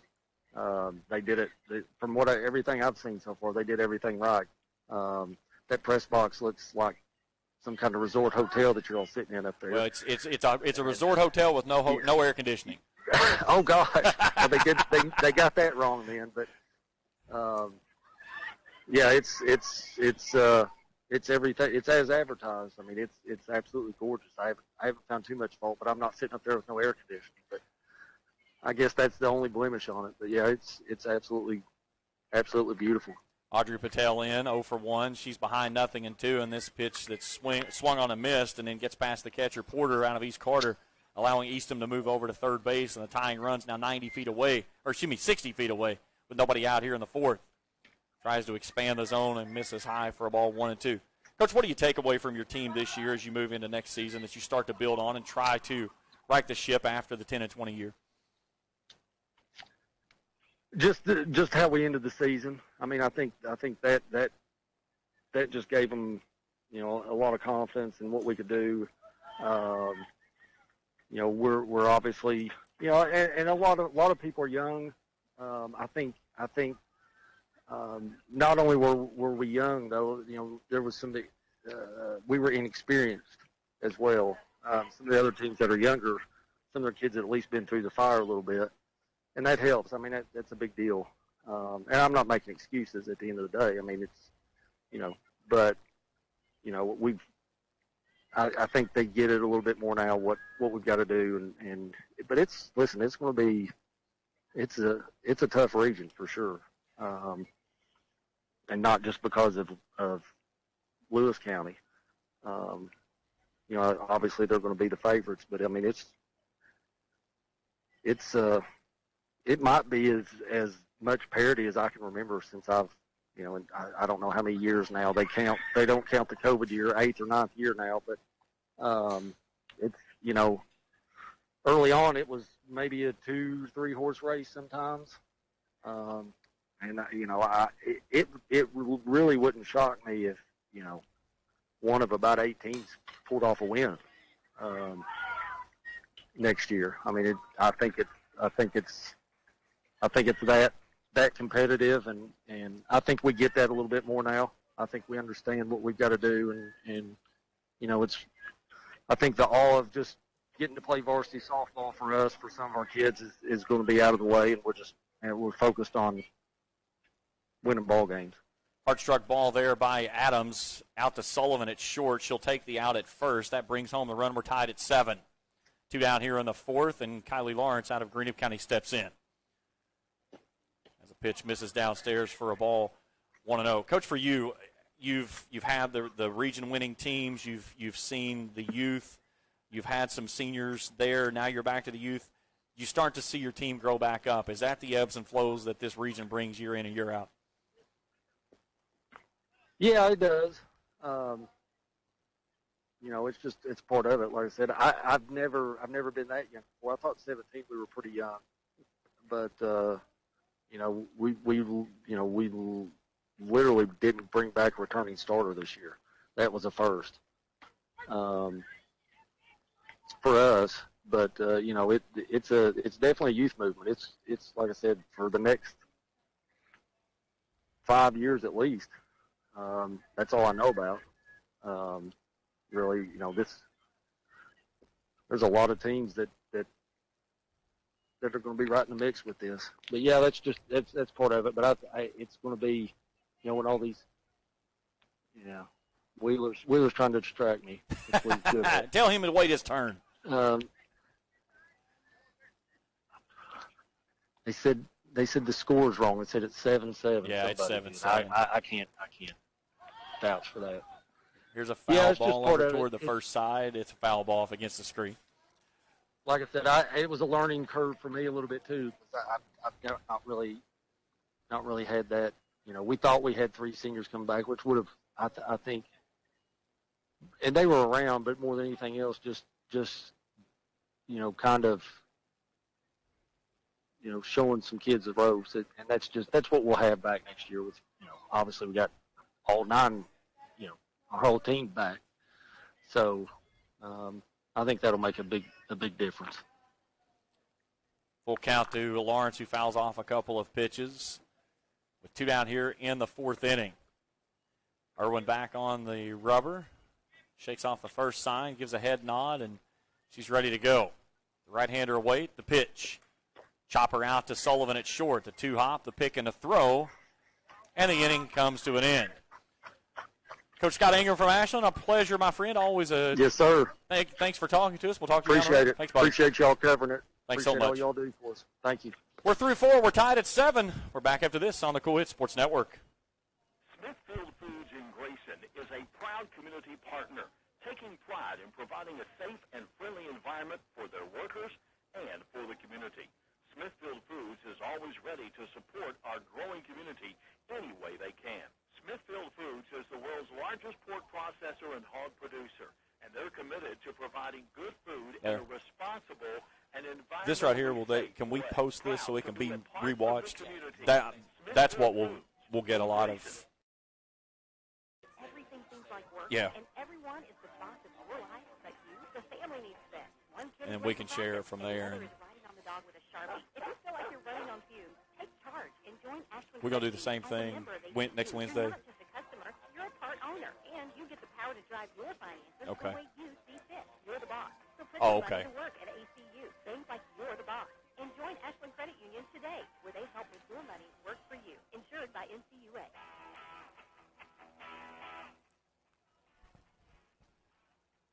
We go to the top of the 5th inning. We're all tied at 7 here in the 16th Region Softball All-Star Game. James Carter, happy to have you along with us here tonight. MJ McKay taking care of the production side on the video side of things. Check us out over on Facebook, facebook.com/Coolhits1057. You can also watch the game on replay if you didn't get a chance to watch it, if you're tuned in, listening in and stuff. So we'll have that available for our podcast, or our vodcast, I guess it is. I don't know. 1 run in the first, 6 in the fourth, 3 in the first, 4 in the fourth. That's the marks for Team Destiny, Team Nikki, and we're all tied at 7 as we start the 5th. Savannah Grubb will lead things off 0 for 1 as Patel sends the first pitch into her. It's fisted out to the second baseman. A quick pick and a throw. 1 pitch, 1 out.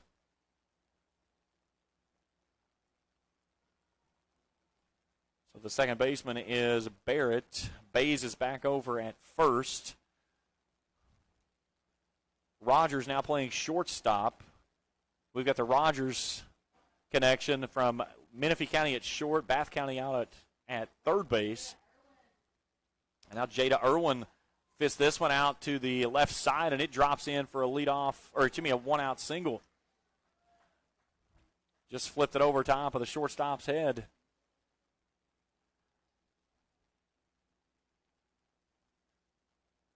Mila Hamilton's in right field now. Pritchard still out in center, and trying to see who we have in left. I believe that's Lauren Easton. So we got a runner for the pitcher as Wheels will come on. And Trina Porter from East Carter steps in and fouls this one away 0-1.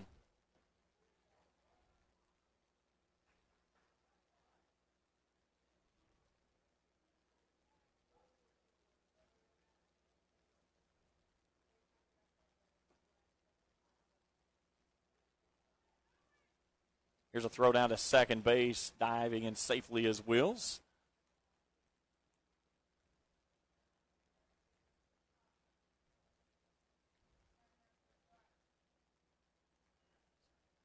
Go ahead run out at second base now as Patel brings it to the plate. It's swung on and lifted weakly out into left field. Easton comes on, makes the grab, 2 down. Talk with Dave Wheeler coming up here at the bottom half of this inning. As we make our rounds through the dugouts. And in steps Skyler Copley out of Elliott County. This one's fouled straight back as she came in on the hands. 7 runs, 10 hits for both sides. Team Destiny with 3 errors, Team Nikki with 1.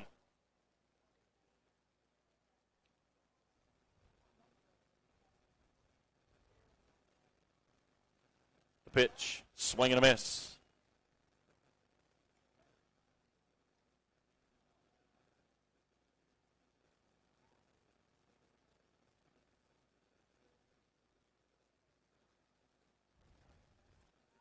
Runner going to third, and she's in there safely.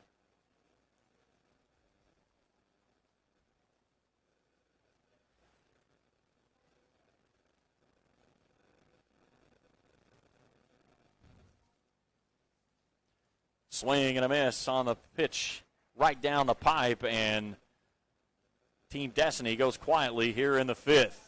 Halfway home in this one, we're all tied at 7. We go to the bottom of the 5th inning after this on the Cool Hits Sports Network.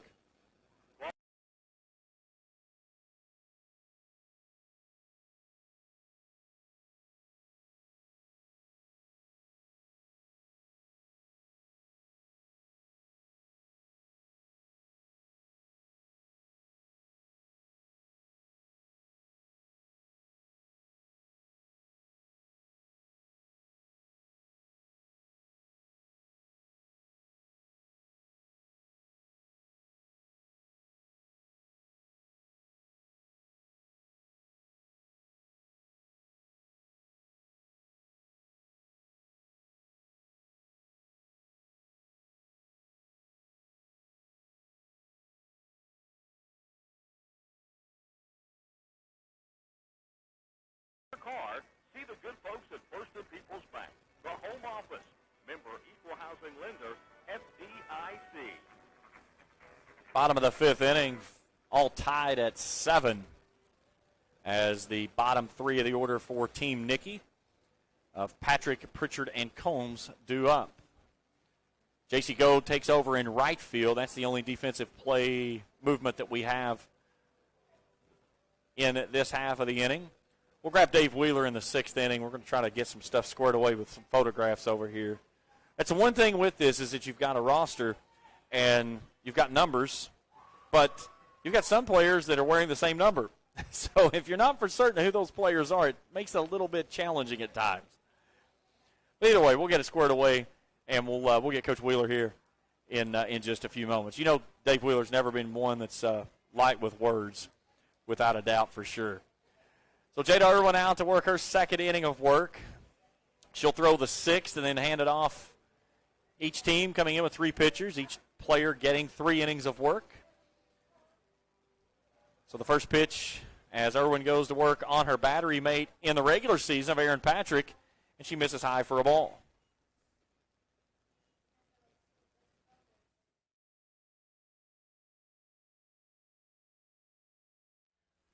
There's a ball swung on and sent straight back, 1-1. This is where the fun is about this game, when you have especially a battery that gets separated, in this case where you've got Jada Irwin and Aaron Patrick. You have to think Patrick has the advantage here because she knows how the pitcher likes to work. These are always fun battles that you like to see. Here's the 1-1. A ball chopped foul at the plate, and the count goes to 1-2. We started the ball game off with Emily Cole and Kayla Sullivan, 2 Lewis County teammates.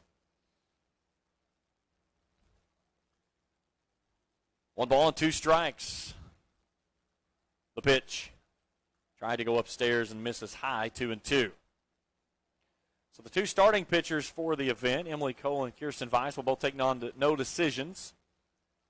As it'll come down to one of either the pitchers here or the pitchers that comes in, as this one's fouled off the face mask of the home plate umpire, Bill Heberlin. Give him a little tip of the cap right there. He never flinched. And if you're going to hit Bill, that's the safest place to hit him. And I can say that because me and Bill, we go way back. Bill's a great guy. Does a great job for us, too, behind the plate. Here's the 2-2. Bill's been doing this for a long time. And he is a very good umpire.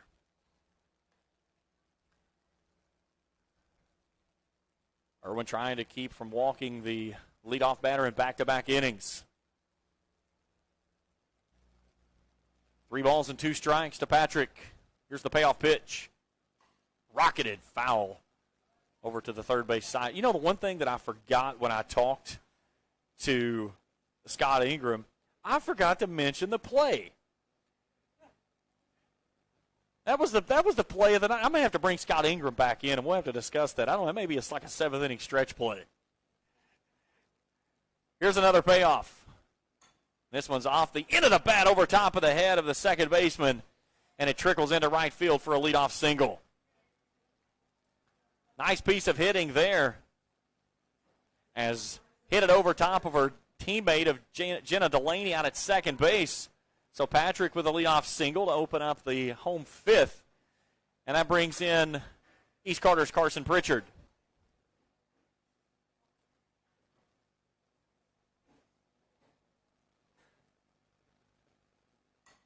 There's a swing on a slow roller over to Delaney at second. She'll field, flip to Manning for the out. Moving up is Patrick. That was a nice play there by Delaney as she had to let the ball clear the runner in front of her and then scoop and just make the underhand flip over to Manning. A nice job there by Patrick to make certain that she didn't make contact with the ball as it went past.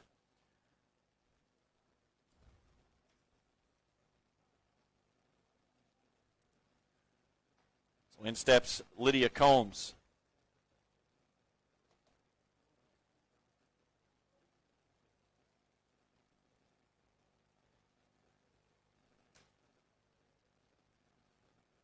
Here's the 1-0. Tries to work inside again and misses too far inside. 2-0 to the right-handed swinging Combs. Top of the order in Grace Rogers out of Menifee County stands in the on-deck circle. Go-ahead run out at second base with 1 out here in the 5th. That one's right down Broadway for a called strike. 2-1.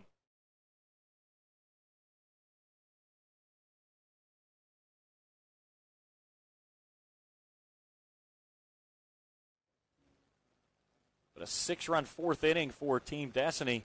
Got them right back into this one. Here's a ball chopped to the third base side. Lawrence backhands it on the second hop, but it goes foul, and the count evens at 2-2. Sun is gone. The field now covered in shade.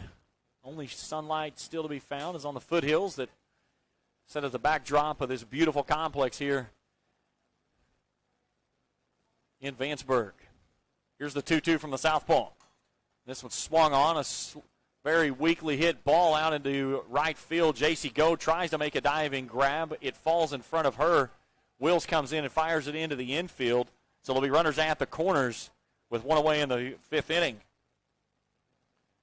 Goad gave it a heck of a run on a little blooper. Delaney was too far in to go back to catch it. So Patrick waits and then tags up. So now back to the top of the order, and Grace Rogers, who's 2 for 2.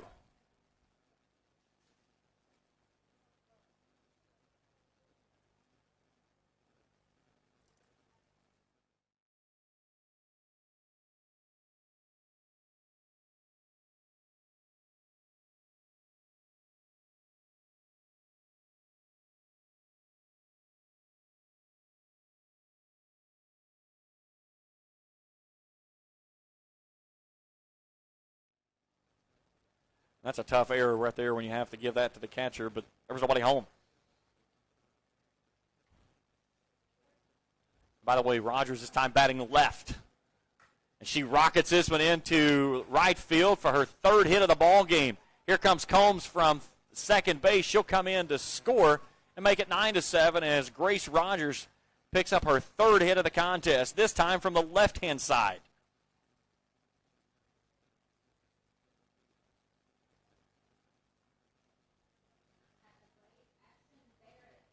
So Ashton Barrett steps in now, 0 for 2.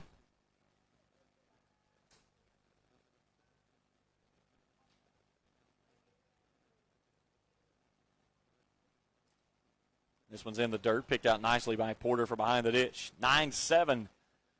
Team Nicky back in front of Team Destiny. As Ashton Barrett, 0 for 2, climbs in out of Bath County. Irwin to the plate. Sneaks that one in at the top half of the zone inside for a called strike, 1-1. 13 hits in the ball game for Team Nicky. This one started off as a defensive slugfest, and now it's turned into a football score. Here's the 1-1. Sneaks that one in at the top of the zone. 1-2. Touchdown for Team Destiny and 3 field goals for Team Nicky. Here's the 1-2. Trying to expand the zone on a pitch up and away, 2-2.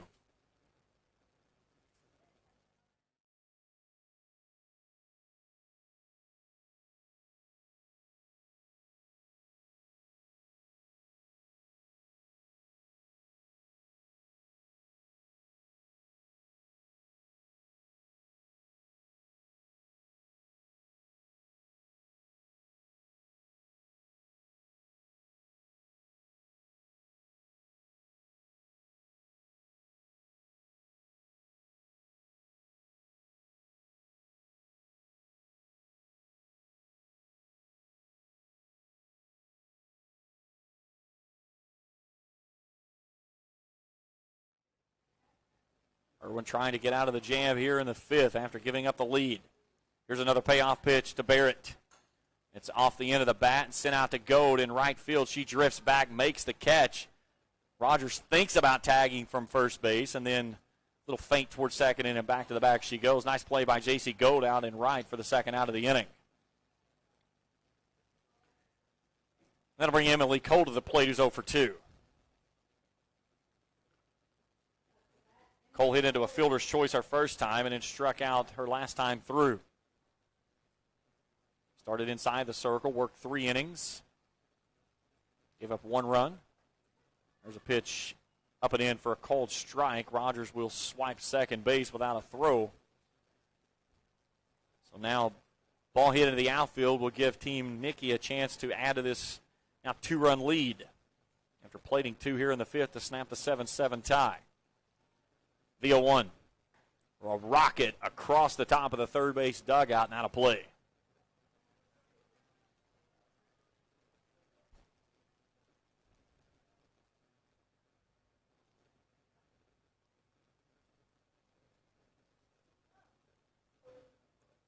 Irwin back on the rubber inside the circle. The 0-2 plateward. Trying to work upstairs, but stays up out of the zone. 1-2. They got the runner in a pickle out at third base, but a low throw dug out by Lawrence allows Rogers to scurry back to the bag at second base.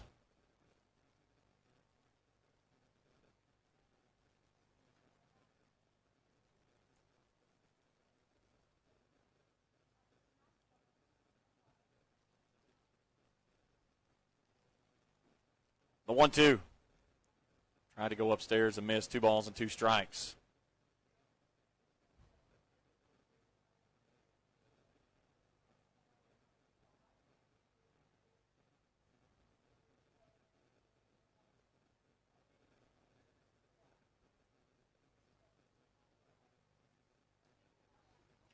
The 2-2. A bullet hit out into left field over top of the head of Copley and up against the wall. Cole will blast in an RBI single with 2 outs and make it a 10-7 ball game for her first hit of the night.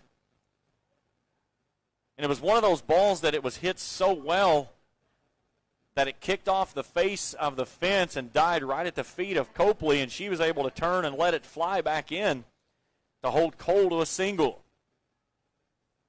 So the inning continues for Sarah Baze from Boyd County, who's 1 for 2. Irwin a couple of shakes, now has the one she likes. Works down and in. It gets past the catcher and allows Cole to move to second base on the pass ball. 3 runs here in the home 5th. And Team Nikki back in front. Now 10-7.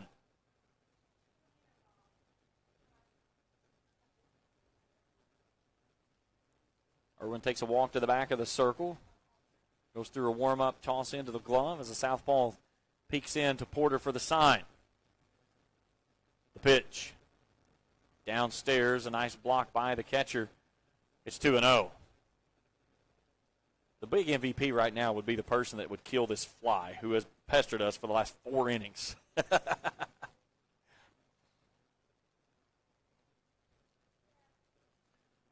2-0 pitch rocketed deep right field back at the wall. It's across the fence and out of here. It's a 2-run blast to right field for Sarah Baze. Her teammate J.C. Cohn had to watch it fly. 12-7 here in the 5th. Our first big fly of the ball game, and Sarah Baze blasted out of here. And now Destiny Goins wants time to come out and have a word with her pitcher.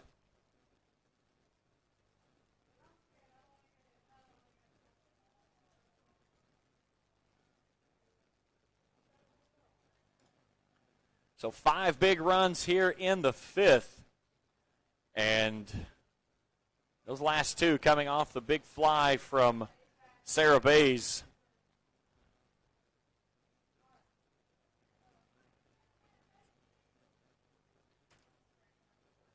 $15 hits in the contest.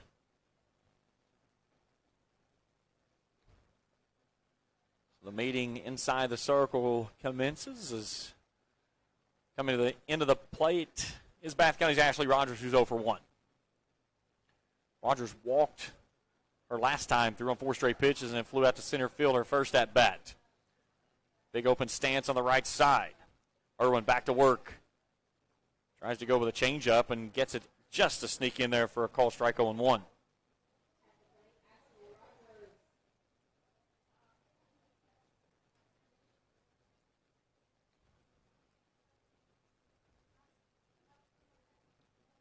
The 0-1.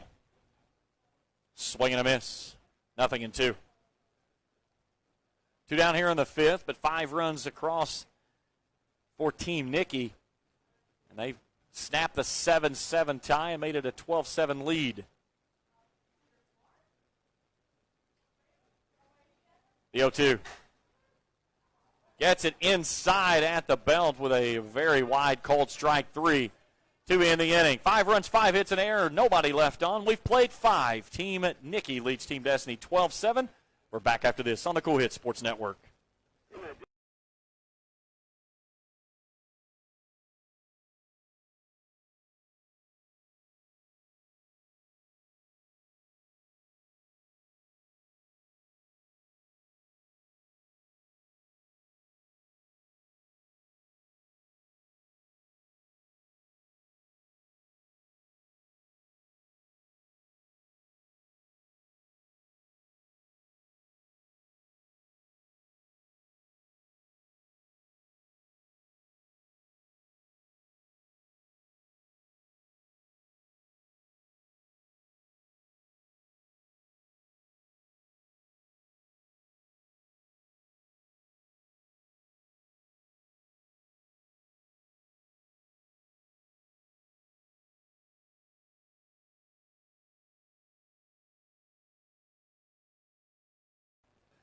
We go to the 6th inning, 12-7. Team Nikki in front of Team Destiny now. James Collier now joined with Boyd County head coach Dave Wheeler. And, Coach, thanks for joining us this evening. Hey, thank you, James. Well, I was asking you there in the break before we came back out. I said Sarah got her one there. You could tell off the click of the bat that ball had a chance, and it got over top of the head of her teammate, J.C. Gold, out there in right field. Yeah, Sarah stayed in on that pitch, and, sometimes when you're facing left-handers, it's hard to stay in. And, she got a really good extension on her swing and drove that ball really well. A couple of defensive changes on the field as we've got a entirely new infield as Patel goes back to work, leading 12-7, and she's behind Jenna Delaney 2-0, who's 0 for 1 in the ball game. Coach, what do you like about the game that when you bring all of these players together like this? It gives them a chance to play with people you play against. It's not real stressful. It's competitive. I think more it's on how you respond, matching your ability with other players' ability. And, kids seem to really enjoy it, and they have a good time. Nice play there by East Carter's Lydia Combs, who fields it and throws a low throw over to Emily Coe, who makes a nice scoop. And Kayla Sullivan steps in as we go back to the top of the order, who's 2 for 2. One of the things, Coach, as this game has evolved from where it started to where it is now, what's the one thing that you've noticed over the years as this thing continues to play? A lot of it is the players are better, one. I think when they moved the mound back to 43 feet, it's really evolved the game. It gave the hitters more of a chance. It gave the defensive players more of a chance, and it became more or less dominant a pitcher's game. At the end of the day, pitching is always going to win out. But it's not really fun to watch kids go up there and get sit down 1, 2, 3 without having any plays. So, probably around 2012, 2011, I think it was 2010. I'm sorry, 2010. I think it maybe is when they moved the mound back, 2011. It's really changed how the game's been played. A laser beam there from Kayla Sullivan to left center for a double. And now J.C. Gold lifts one. Well. Nice play there by Ham out in left field, who makes the catch for the second out of the inning. Coach, when you talk about your team, you look at, and I've talked with several of the coaches throughout the game, a lot of youth that we've seen here, and you talk about J.C. Gold there, an 8th grader. She's one to certainly keep an eye on as she continues to grow. Yeah, J.C.'s a grinder. I haven't seen her in before the dead period. She was in Kansas City, Oklahoma City, and Colorado playing. And probably only people have been on a tour longer than her for a 3-week span might have been the Rolling Stones or Journey. She's been gone, and I was talking to Emily Cole's dad today, and they've been all over the place playing, and I think when the kids get a chance to come back home and rest a little bit and be around kids that they see on a normal basis, it's a really good thing. You talk about the players that have been traveling, not only just here locally, but all across the United States. How much have you noticed since the time that you've been in the game of softball that it has blown up across the United States? Well, you know, I was fortunate enough to have two kids that played different sports on high-level travel teams.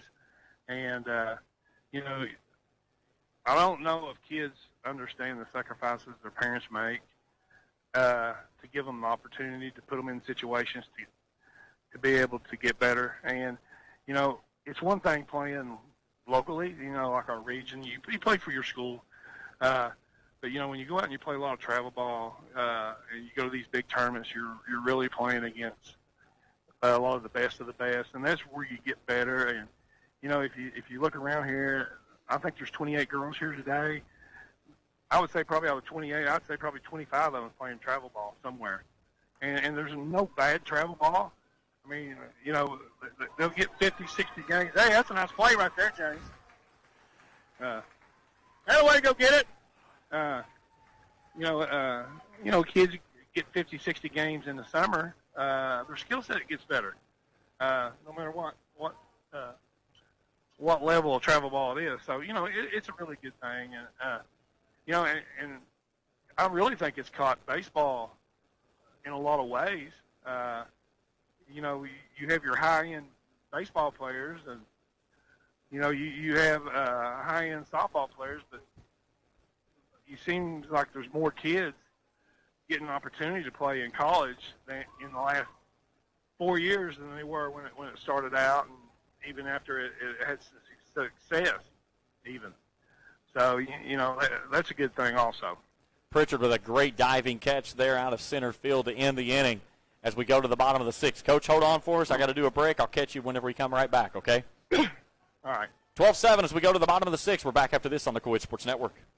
You've thought for a long time about keeping your firearms and valuables safe and out of harm's way. Borders Sporting Goods has the area's greatest selection of Liberty safes and a wide range of hit cancel. styles and colors. And Borders also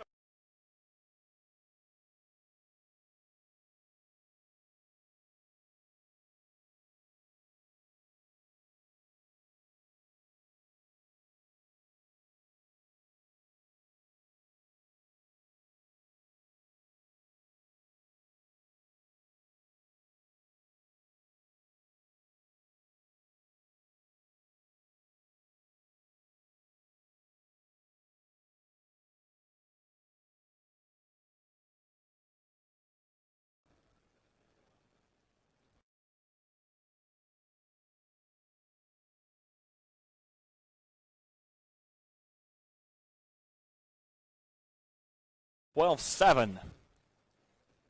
And still with me, Dave Wheeler from Boyd County as Mila Hamilton steps in, who's 2 for 2, and she ropes this one into the gap right center field and drops it in for her third hit of the night.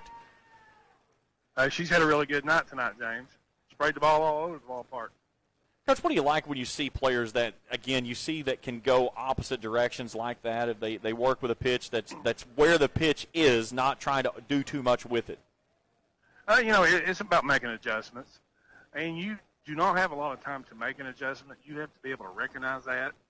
And you have to recognize it with your eyes and your hands. And, you know, when you adjust, you know, you have very small room for error. And, you know, that's what separates kids that can swing the bat and kids that struggle swinging the bat and that are not consistent with it. Melena Ham, 2 for 2, steps in. And, Coach, this is a player that is a unique type of batter because of the ability, the way she slaps the ball. But we saw it last time through. She about got one out of here on it, and when she turned on it. Yeah, you know, the slappers are a different breed. You know, honestly, our region, does not have a lot of slappers. So, you know, it's hard to adjust to for the pitcher, for the defense. But, you know, it's a very good tool to have on the team because it can really set the tempo. You can pop one out there about 3 or 4 feet, and next thing you know, you got to run on second base. You see so many college teams that they set the top of the lineup with a pair of slappers in that 1 and 2 the hole, and then 3, 4, and 5 they come behind them with the big sticks. And like you said, you've got players that they can knock the ball 3, 4, 5 feet in front of the plate, and they're standing on first base. Yeah, and we kind of set our lineup today. We wanted to bat 6 hitters, and then start back over. And, Ham's really our leadoff hitter here. She's our second leadoff hitter in this game. And if you look, we're trying to get some kids that can run, get on base, girls that can drive them in, and then we'll get back into another group that can spray the ball around, and then we'll have some more out back at the end of the lineup to drive them in. So, it's really worked out good for us today, and we've had some good swings. She gets Ham to chase that one up and away on a changeup for the first out of the inning, and in comes the second baseman out of Rowan County of Lauren Eastham. Coach, you look at the way the season played out, obviously not where you had wanted to finish, coming up short in the regional tournament, but what do you like from what you gained from your team this year to make a run at the championship next year? Well, it's progressions. We had COVID, nobody played, and next year it was everybody basically starting out again, and you really didn't know what you had or have, and then you get through that year and everybody gets experience, and then you start playing like you know where you want to go, and like I told the girls after we got beat in the semifinals by Lewis County, and it was 2-2 in the fifth, and if we get one more on base, we're one swing away from tying the ball game up with Goat coming up, and anything can happen, until you get that last out, but I've only been happy in 29 years.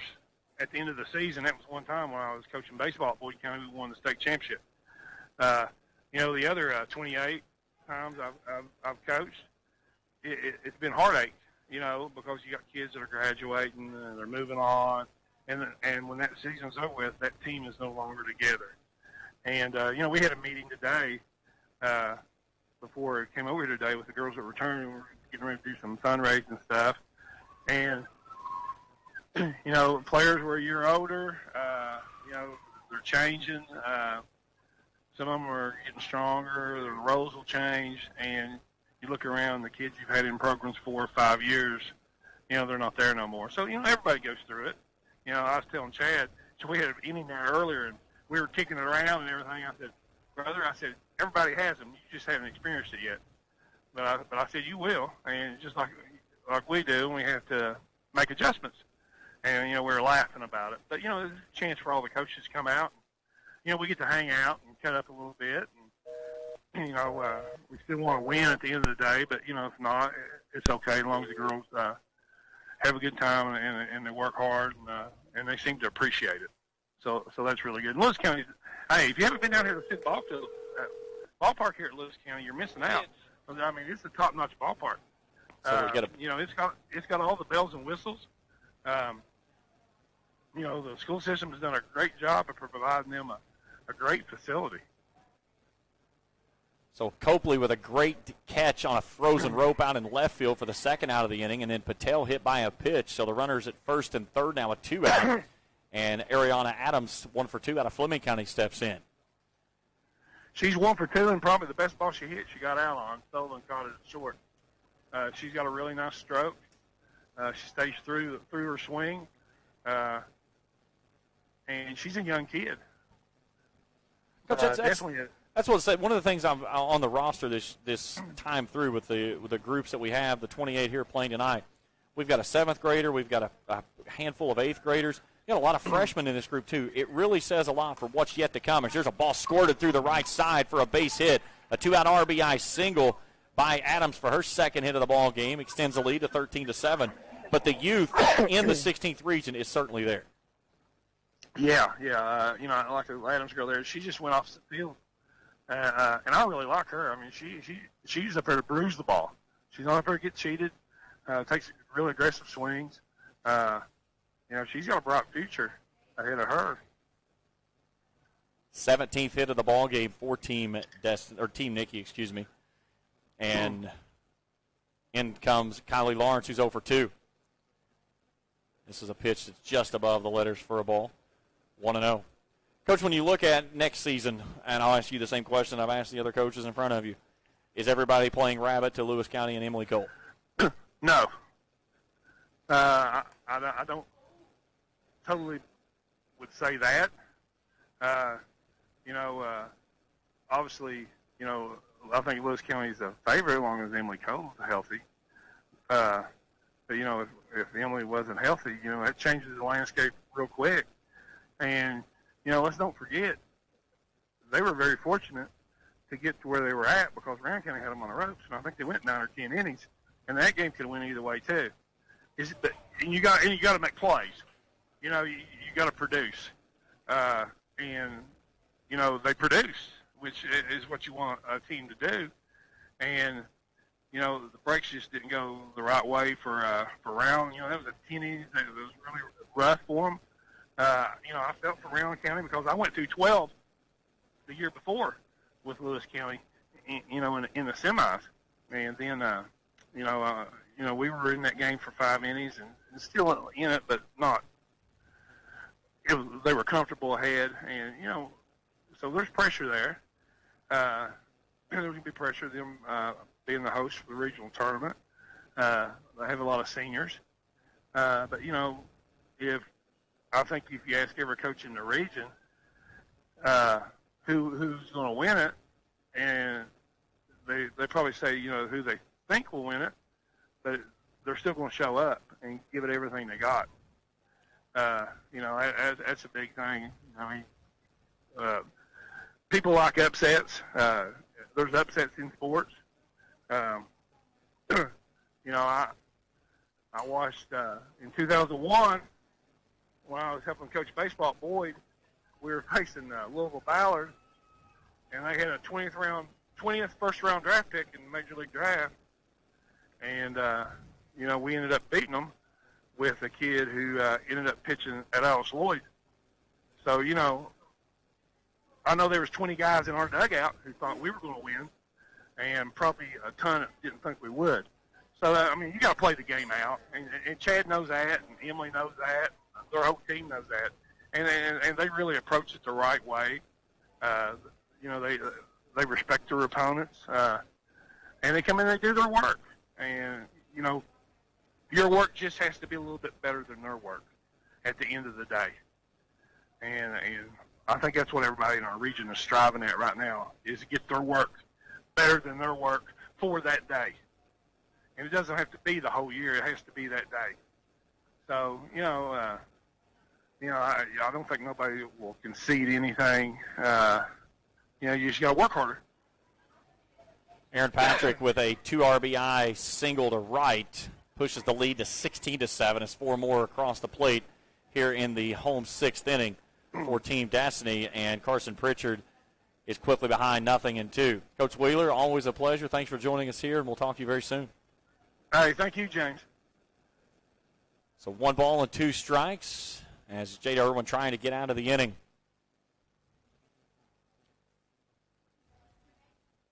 The pitch, swing and a miss on a pitch down and in for strike number 3, and the inning is over. But 4 runs on 3 hits, a runner left on, 1 error by Team Destiny. It's Team Nicky leading 16-7. Back after this on the Cool Hits Sports Network.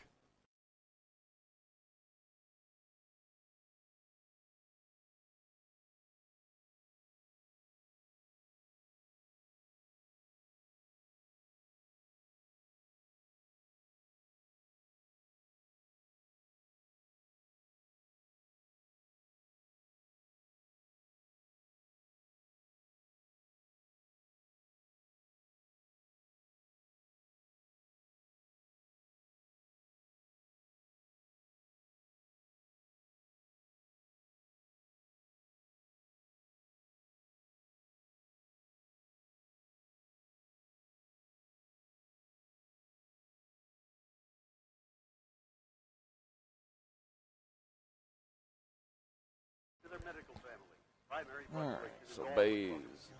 and look forward to sharing their mission of quality, advanced, affordable health care with you. Learn more about our services, providers, and other locations at primaryplus.net. New pitcher inside the circle for Team Nicky as Boyd County Sarah Baze will grab the ball. Baze comes in, 111 innings of work, a 14-6 record, a 3.09 ERA. 76 runs, 49 earned, striking out 72, walking 26. She'll work with a new catcher of Mila Hamilton Defensively, the infield changes. Rogers from Bath County at third. Rogers from Menifee County at short. Barrett out of Bath County at second. Cole stays at first. Then we've got Eastham in right. Pritchard stays in center, and Ham stays in left. So Sarah Baze goes to work on Skyler Lawrence. The first pitch misses wide for a ball, 1-0. Lawrence 1 for 1 in the ball game. That one's down and away, 2-0.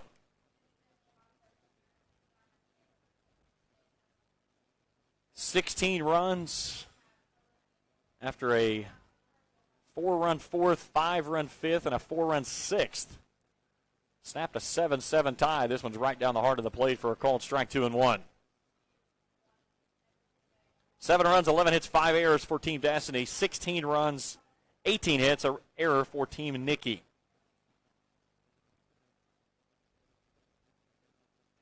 This one's down and away for a ball. 3-1 to Skyler Lawrence out of Greenup County. Lawrence walked her first time through, singled in the fourth, and then was cut down at the plate. Baze back to work the 3-1. Misses high, ball 4 and a leadoff walk to Skyler Lawrence.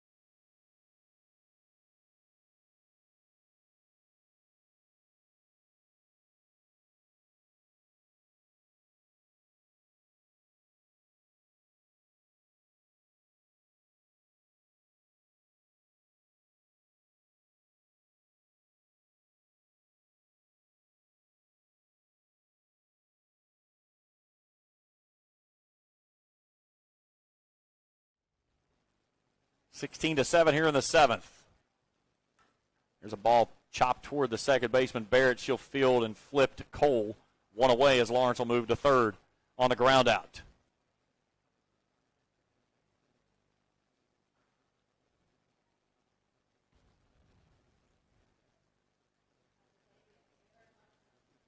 So Bath County's Taylor Hodson steps in, 1 for 2.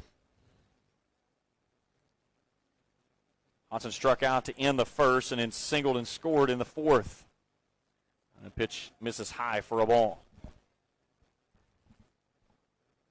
That was the 6-run fourth inning by Team Destiny to get a 7-3 lead at the time. And then Team Nikki added 4 runs and tied the game at 7. This one's fouled straight back, even in count at 1-1.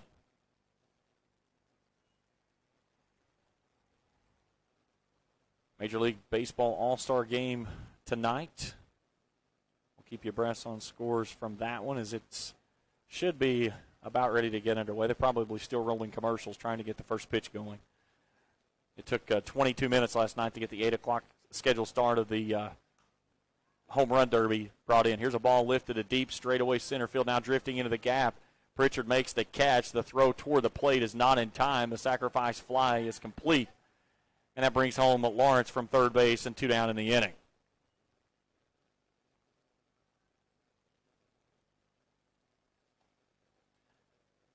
Now the lead trimmed to only 8. Bases empty, 2 down. Aubrey Manning from East Carter climbs in 0 for 2.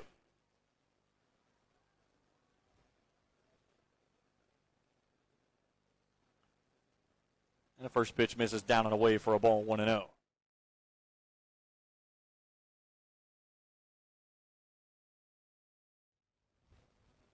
Lights on here at the ballpark. Still enough daylight out to where you don't really have to see them, but starting to see a little bit of the dusk kind of settling over top of the playing stadium here. Beautiful complex here in Vanceburg. My first chance of getting to take in the stadium and everything that it has to offer, and it is absolutely beautiful. Here's the 2-0. Swing and a miss. Went upstairs with a rise ball.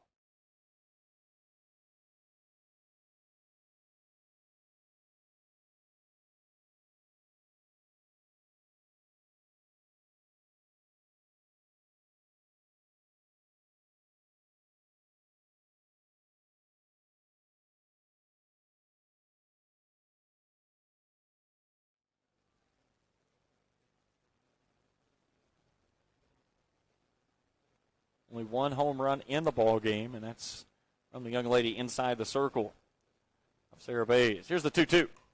Off the fist of the handle and off the arms of Rogers over at third.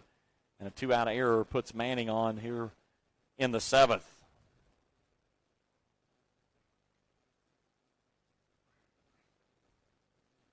Major League Baseball All-Star game is underway in the home first inning out in L.A., leading 2-0. Jordan Rakes chops this one out to the third baseman, Rogers. She'll flip it out to her fellow teammate of Barrett for the force out. 5-4 to end the inning. Time to stretch here at the ballpark. Team Nikki in front, 16-8. Back for more after this on the Coed Sports Network.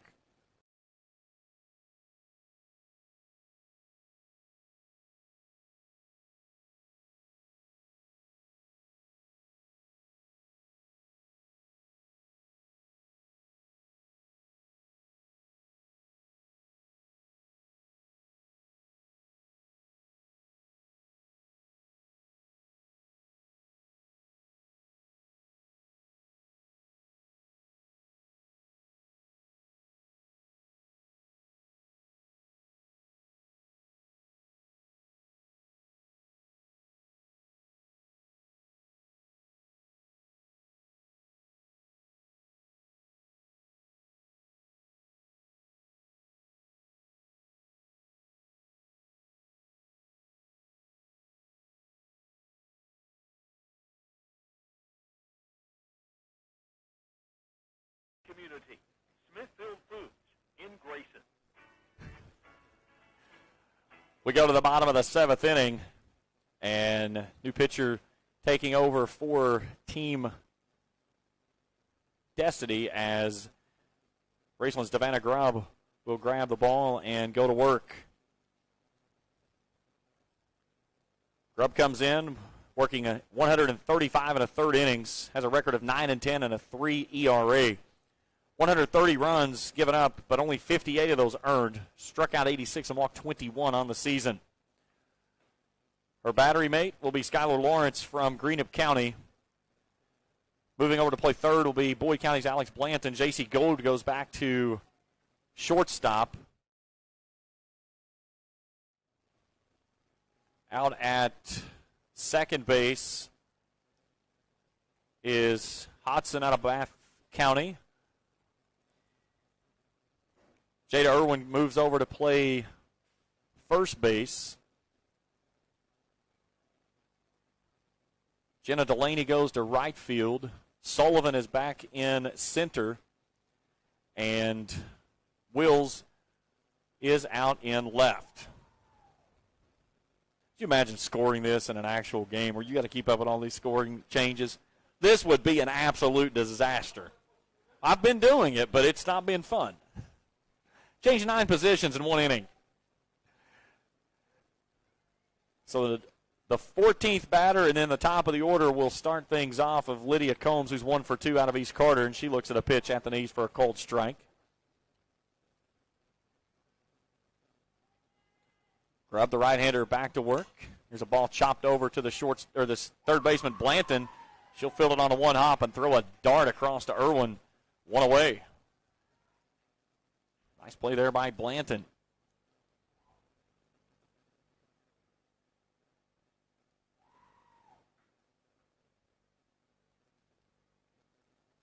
So go back to the top of the order, and Grace Rogers, she's 3 for 3. She's got 3 singles, trying to pick up her 4th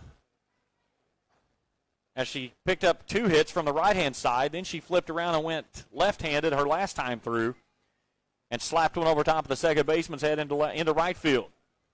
She scored a run, but she is having herself a game here. Here's a ball chopped foul over to the first base side. The count evens at 1-1.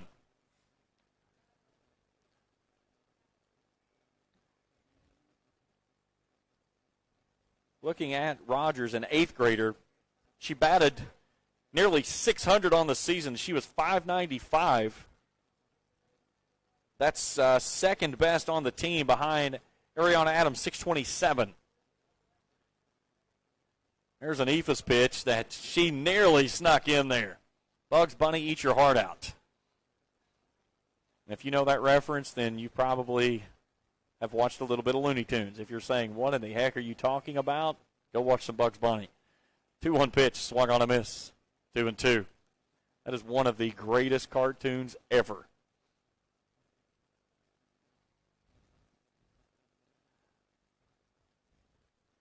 Grubb trying to do something that no one's been able to do so far and get out Grace Rogers. Here's the 2-2. And she rockets this one out to right field, but there's Delaney who comes in and makes a nice catch on a ball diving downward toward the line for the second out of the inning.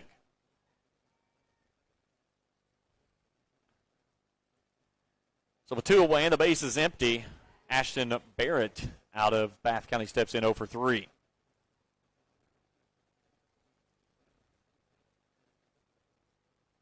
Barrett reached on an error and scored in that 3-run first inning. Struck out looking in the third and flew out to right in the fifth. And the first pitch is at the knees away for a called strike 0-1.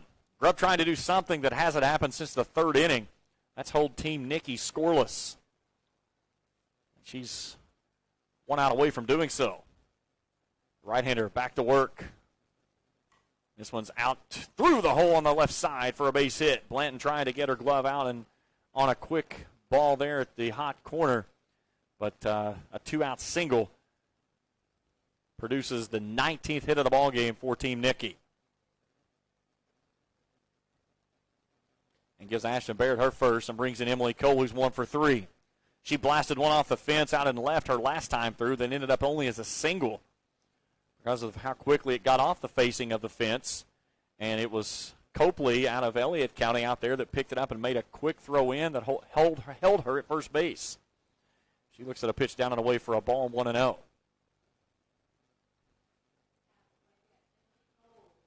Here's the 1-0.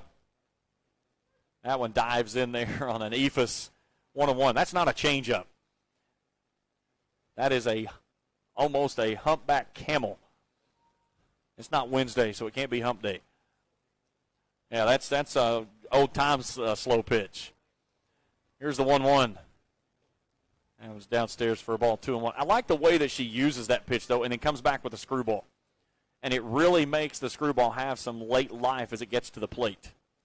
When you can change up speeds like that and work it in and out of the zone, that's what she's been able to do. Here's the 2-1.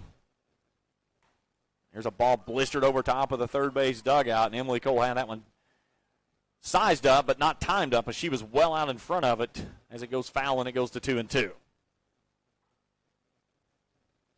Now the question is, do you try to sneak in the Ephus again, and you know if you miss it at the wrong spot, it's going to leave a vapor trail across the fence? Or do you try to go down and away with a breaking ball? Here's the 2-2. And she tried to sneak it in, and she got a slow roller out to Hudson at second base. She'll flip it over to Irwin, and it's a clean inning to end the 7th. We've played 7. Team Nikki leads Team Destiny 16-8. We go to the 8th after this on the Coed Sports Network.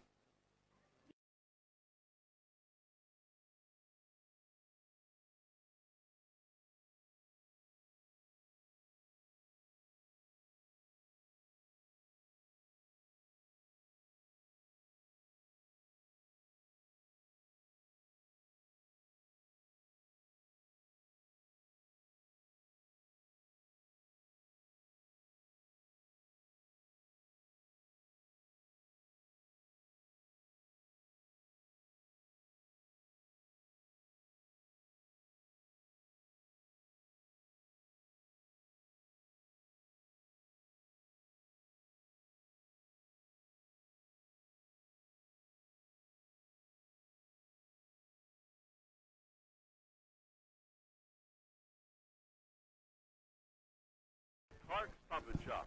Return. Refresh. Refuel. Top of the 8th inning, 16-8. Team Nikki leading Team Destiny. James Collier, happy to have you along with us here tonight from Vanceburg. Lydia Combs will move over and play first base now. Ariana Adams will go to third. Let's see, where's looks like Rogers for Menifee County is going to play second base again. Lawrence out of Greenup will go back to short. Then we've got Patrick now in the left. Pritchard stays in center. And Patel was back in right field. Hamilton stays behind the plate, as does Baze inside the circle. And the count goes to Kirsten Weiss, who's over 2 to 1-1. Check the scorebook, baby. It's perfect. And if it's not, deal with it. This would be in college, the sports information director that has to keep up with all. Yeah, this would be a nightmare. This is where you want to stab the head coach for, like, would you stop making pitching changes? Here's the 1-2. Tried to sneak it to the outside corner, but doesn't get the call at the knees. 2-2.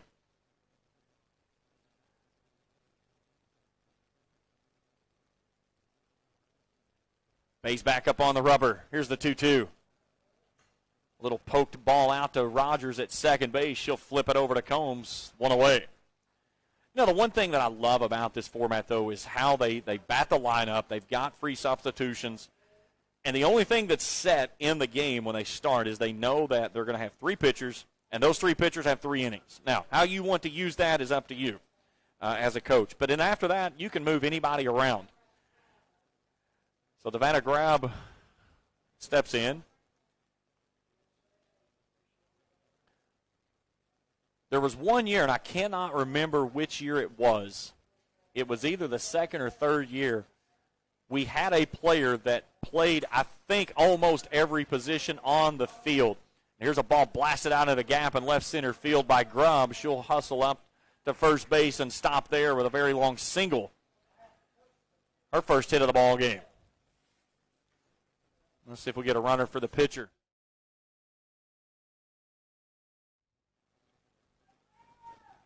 We got somebody scurrying out of the dugout. Had to go grab a helmet, I believe. It's the last out that they use for that. So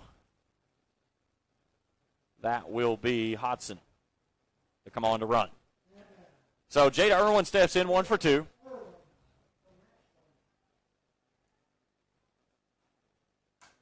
Irwin hits this one at the first baseman. A nice play there by Combs. She'll go to second base with a laser beam. And then they get the runner off the bag at second base, and they'll get the double play. Come on, Coach Williams, let him have it. Kitty Williams is still standing, staring at second base. Now, we're not going to get any theatrics. Man, either way, the inning is over. We go to the bottom of the 8th. It could be the last time that Team Nicky needs the bats. They lead at 16-8. We continue after this on the Cool Sports Network.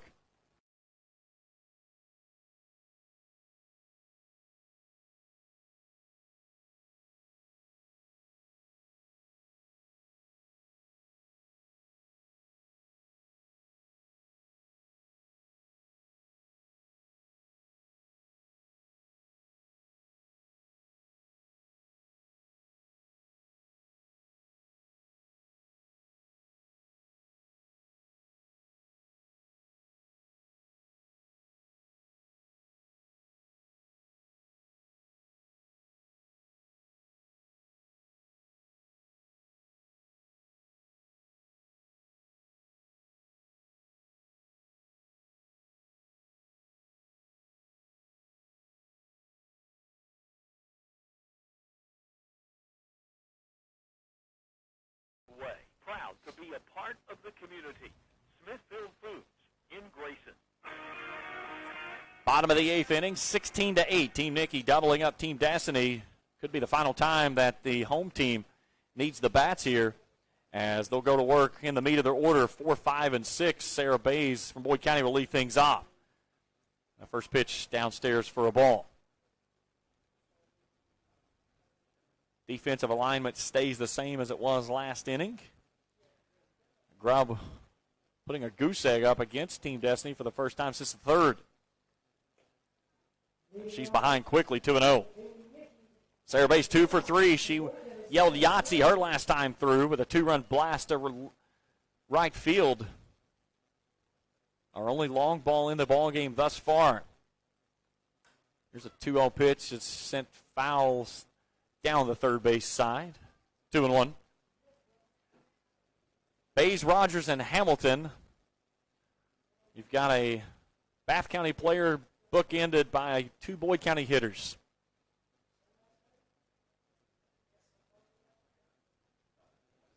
We'll have our most outstanding player for each team selected by the coaching staffs. We'll pass that along after the ball game is over. Here's the 2-1 pitch called a strike at the letters 2-2. And we'll check all the scoring from this one. 8 runs, 12 hits, 5 errors for Team Destiny. 16 runs, 19 hits, 2 errors for Team Nikki.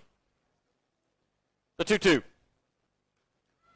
Little blooper as Lawrence jumps out from behind the plate, makes the catch, 1 away. Nice job there by Skyler Lawrence as Baze jumped at the little ephus pitch, if you will, and came up empty.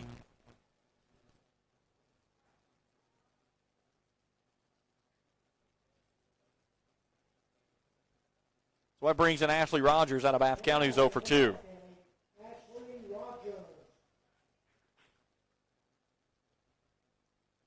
That one misses. Nope. They said that she did offer. National League leads the American League 2-0 in the All-Star game. Top of the 3rd inning out in Los Angeles at Dodger Stadium.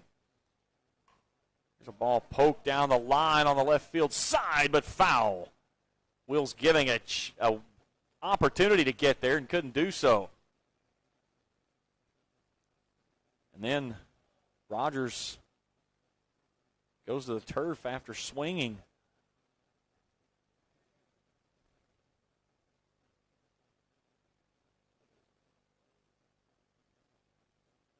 Injury timeout. We're back after this on the Cool Hits Sports Network.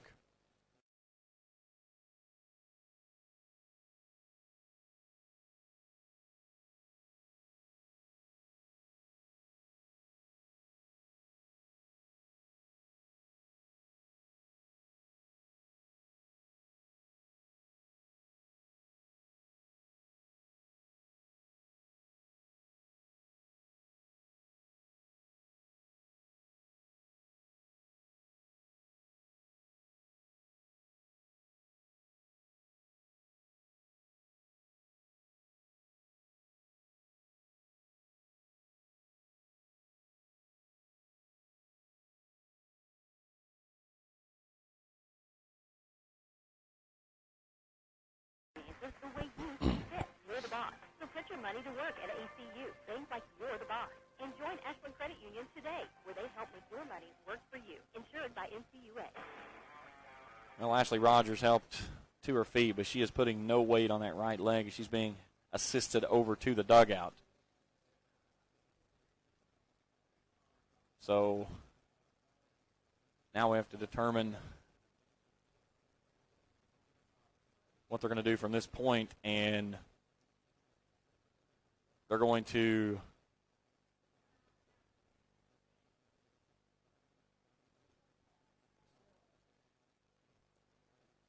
move to the next batter of Hamilton. No count at the plate, and so we'll just basically skip the batter. Here's Hamilton off the end of the bat out to shallow right field. It falls in front of Delaney. She can't make the catch. Hodson tracks it down, and a little bloop single by Mila Hamilton.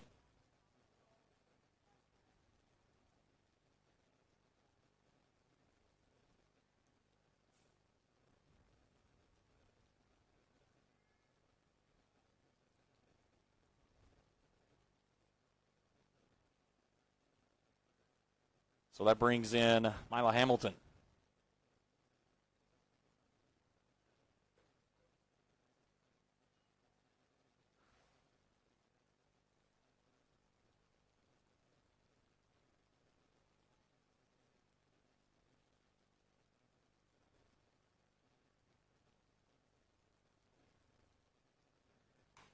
There's a ball hit back to Grubb inside the circle. She'll field it at her feet, fire it across to Irwin. Nice play there by Grubb for the second out of the inning.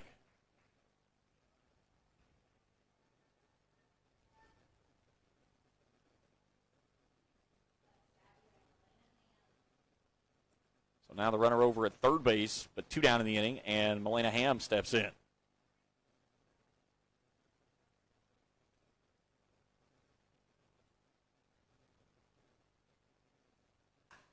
There's a ball back up the middle. Goad knocks it down over to Hodson. She can't make the play, so it's a 2-out RBI infield single, and that makes it 17-8.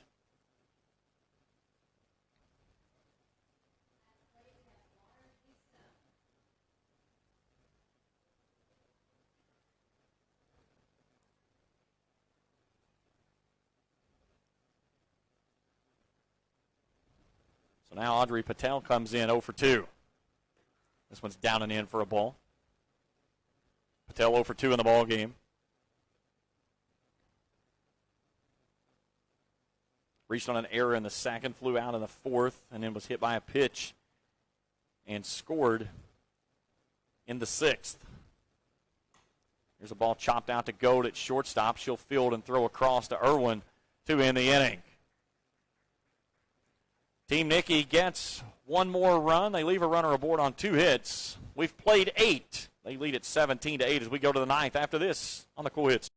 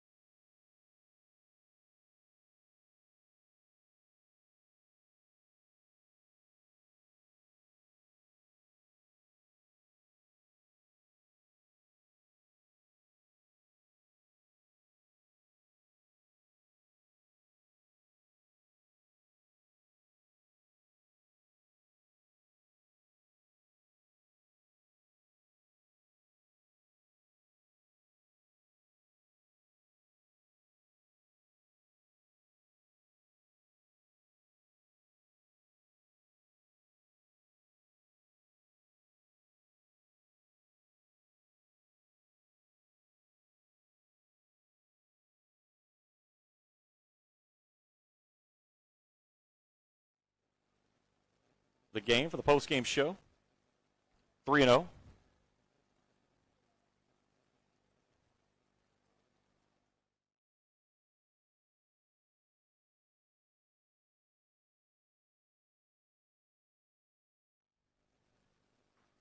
Down and away and a leadoff walk issued to Porter here in the 9th.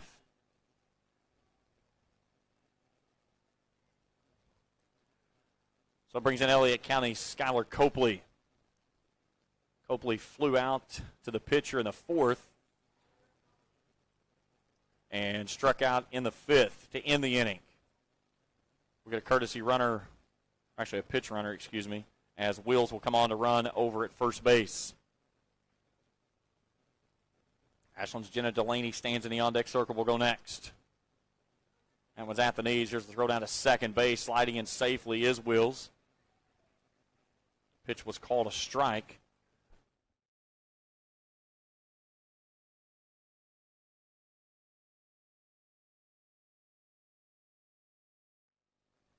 Here's the 0-1 in the dirt. Wills moving. Here's a throw down to third base on a scoop backhanded throw by Lawrence. So Wills goes to third base on 2 pitches. Represents the first of what would be at least 9 runs needed. She's trying to come to the plate on a ball over top the catcher's head, and Wills slides in safely. 3 pitches, and she scores. And makes it 17-9 here in the 9th. Ball carried back off of the brick backstop to Hamilton, but she couldn't field it cleanly and get a tag down. So now 2 balls and a strike to Copley with the bases empty. That one's down and away for a ball, 3-1.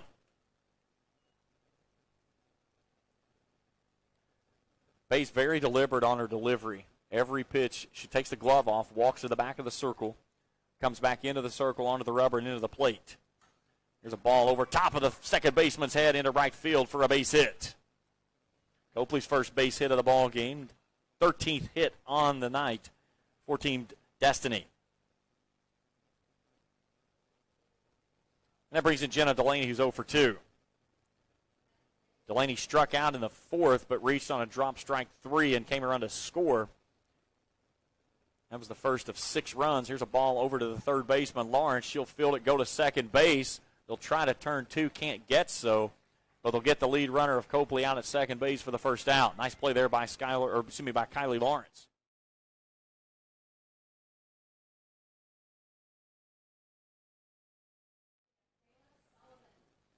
So go back to the top of the order of Kayla Sullivan, who's 3 for 3. This one's off the end of the bat and drifting foul onto the first base side.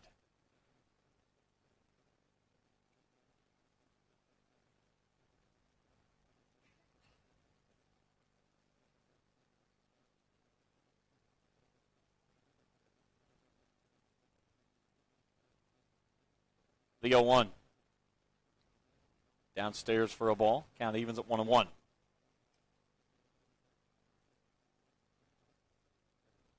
Team Destiny scored 1 run in the first, 6 in the 4th, a run in the 7th, 1 here in the 9th. But it was that middle half of the ball game in which Team Nikki answered the 6-run 4th with 4 runs to tie the game at 7. Blew it wide open with 5 in the 5th and then 4 more in the 6th. They added a run in the 8th, and they lead it 17-9. Here's the 1-2. And it's a ball blistered right back through the box, nearly taking the glove of Baze off inside the circle. And Kayla Sullivan, 4 for 4 in this ball game, representing herself and her home turf very nicely here tonight.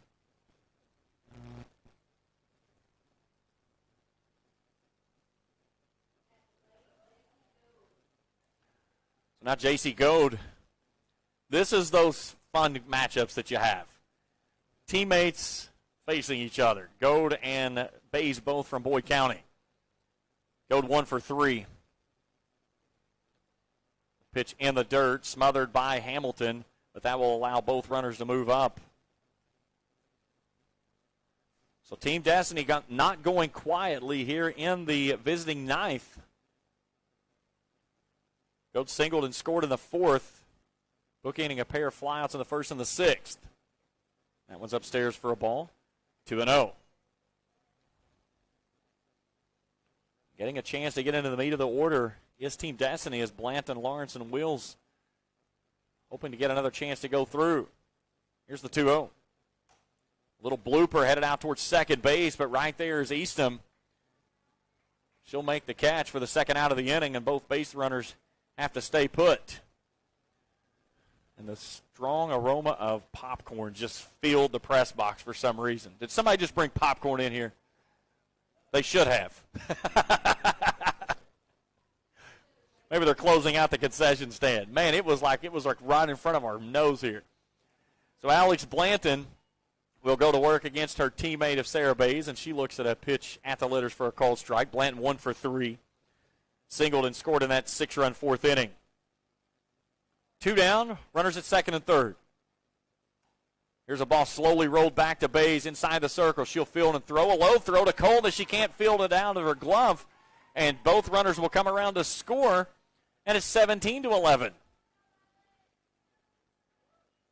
Kayla Sullivan never broke stride as she hit third base.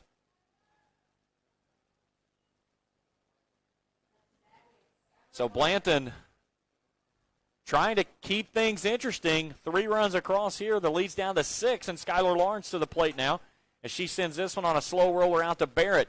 She'll flip it over to first base, and Cole makes the grab, gets the foot back, and ends the ball game. She pulled for a moment, but then was able to lean backward and get the out and secure a 17-11 win for Team Nikki here in the 2022 16th Region All-Star Game. Post-game shows up after this on the Cool Hits Sports Network.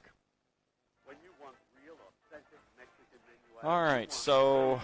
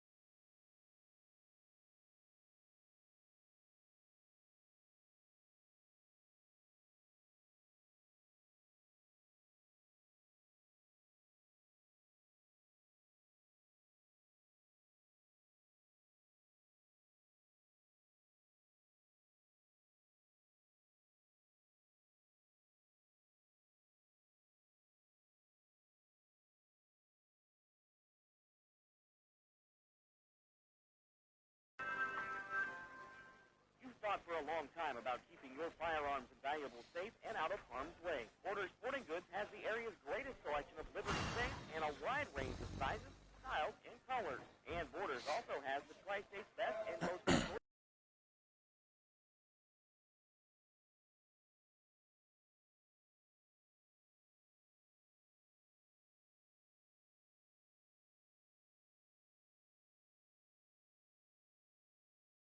money will be well spent.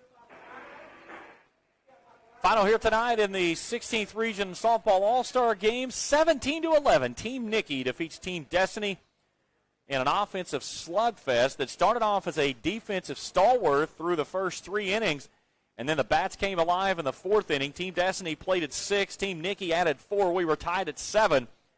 A clean inning in the 5th for Team Destiny, but Team Nikki blasted a wide open. 5 runs in the 5th, 4 more in the 6th, and they pushed this one out of reach as Team Destiny would get 3 in the 9th, but they were still 6 runs short, and they come up short here tonight, 17-11. We'll take a break. When we come back, we'll check individual stats. We'll also look at the most outstanding player from both teams and wrap it up here tonight on a beautiful evening in Vanceburg. Team Nikki victorious tonight over Team Destiny, 17-11 in the 2022 16th Region All-Star Game. Our coverage continues after this on the Cool Hits Sports Network. A lot of folks are paying their bills online. It's safe, accurate, and very convenient. We played 9 innings. If you'd like to know more about banking online, stop by the bank. Still playing faster than Major League Baseball does. Cutting-edge technology. 2 hours and 41 minutes. Friendly, hometown, personal touch. First and People's Bank and Trust Company. Member FDIC. We are the home office. You thought for a long time about keeping your firearms and valuables safe and out of harm's way. Borders Sporting Goods has the area's greatest selection of Liberty safes and a wide range of sizes, styles, and colors. And Borders also has the Tri-State's best and most complete selection of firearms, hunting supplies, fishing supplies, archery supplies, knives, ammo, and boots. From the smallest fishing hook to the largest Liberty safe, the best brands, the best selection, and the best prices in the Tri-State are at Borders Sporting Goods, Route 60 West in Ashland, where your money will be well spent. If you're in need of a new or used Chrysler, Chevrolet, Ford, Dodge, or Jeep, the best place to go is Pure Country Automotive in Grayson and Ashland. Pure Country Automotive has something for everyone and every budget. Their goal is to help people all over the Tri-State area find the vehicles they will be able to enjoy for years to come. And the folks at Pure Country Automotive will make sure you have a great customer service experience.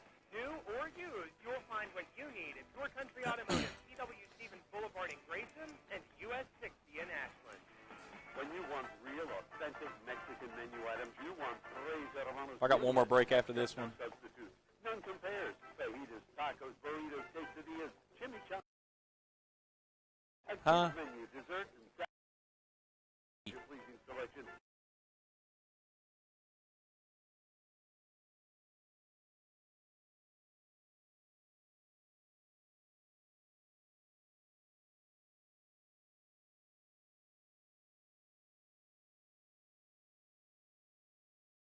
To 11, Team Nikki winners here tonight over Team Destiny in the 2022 softball all-star game.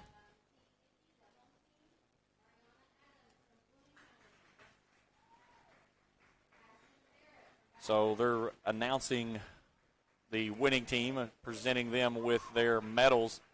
Box score looks like this for Team Destiny: 11 runs, 14 hits, 5 errors. They leave 8 runners on base.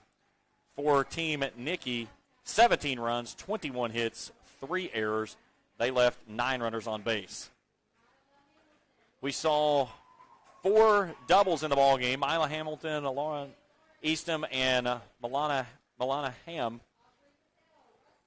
and Kayla Sullivan.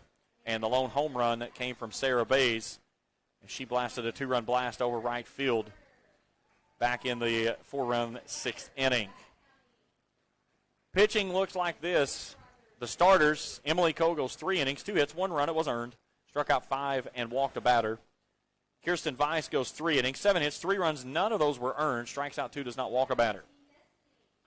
For Team Nikki, Audrey Patel goes 3 innings, 9 hits, 6 runs. 3 of those earned. Struck out 2, walked none. Jada Irwin goes 3 innings, 11 hits, 13 runs, 8 earned. Struck out 3 and walked 1. And then for Team Nikki, Sarah Baze goes 3 innings, 3 hits, 4 runs, only 1 earned. Strikes out none and walks 2. And Devonna Grubb goes 2 innings, 3 hits, a run. It was earned, does not strike out or walk a batter. Audrey Patel will take the win. Jada Irwin will suffer the loss. One final break to take. We'll crown our most outstanding players when we return after this on the Coed Sports Network. I'm April Perry.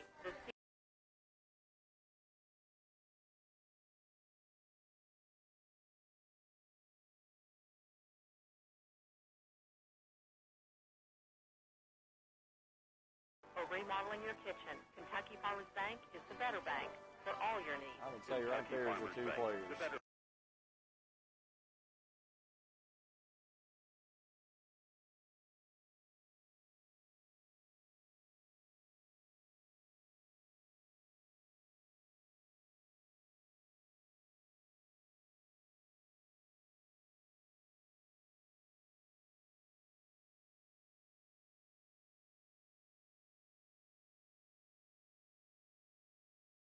Prescription service at Huh. pharmacy.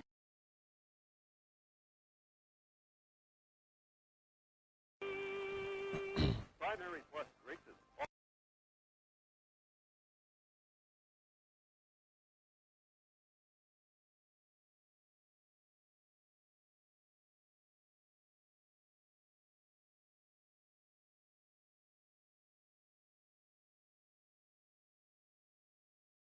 Grayson is always welcoming new patients and look forward to sharing their mission of quality, advanced, affordable health care with you. Learn more about our services, providers, and other locations at primaryplus.net. At Tri-State Pawn and Jewelry, not only do we have the best deals, but we also make your purchases easy and convenient with our no-fees layaway program. No fees? Just 10% down, 10% monthly payments for 10 months on any item in our store, excluding new handguns. Tri-State Pawn and Jewelry offers this fantastic layaway program at all 3 of our locations: 4250 Winchester Avenue, Ashland; 519 4th Avenue, Huntington; 522 29th Street, Huntington. Visit Tri-State Pawn and Jewelry today. Quality jewelry for less, much less.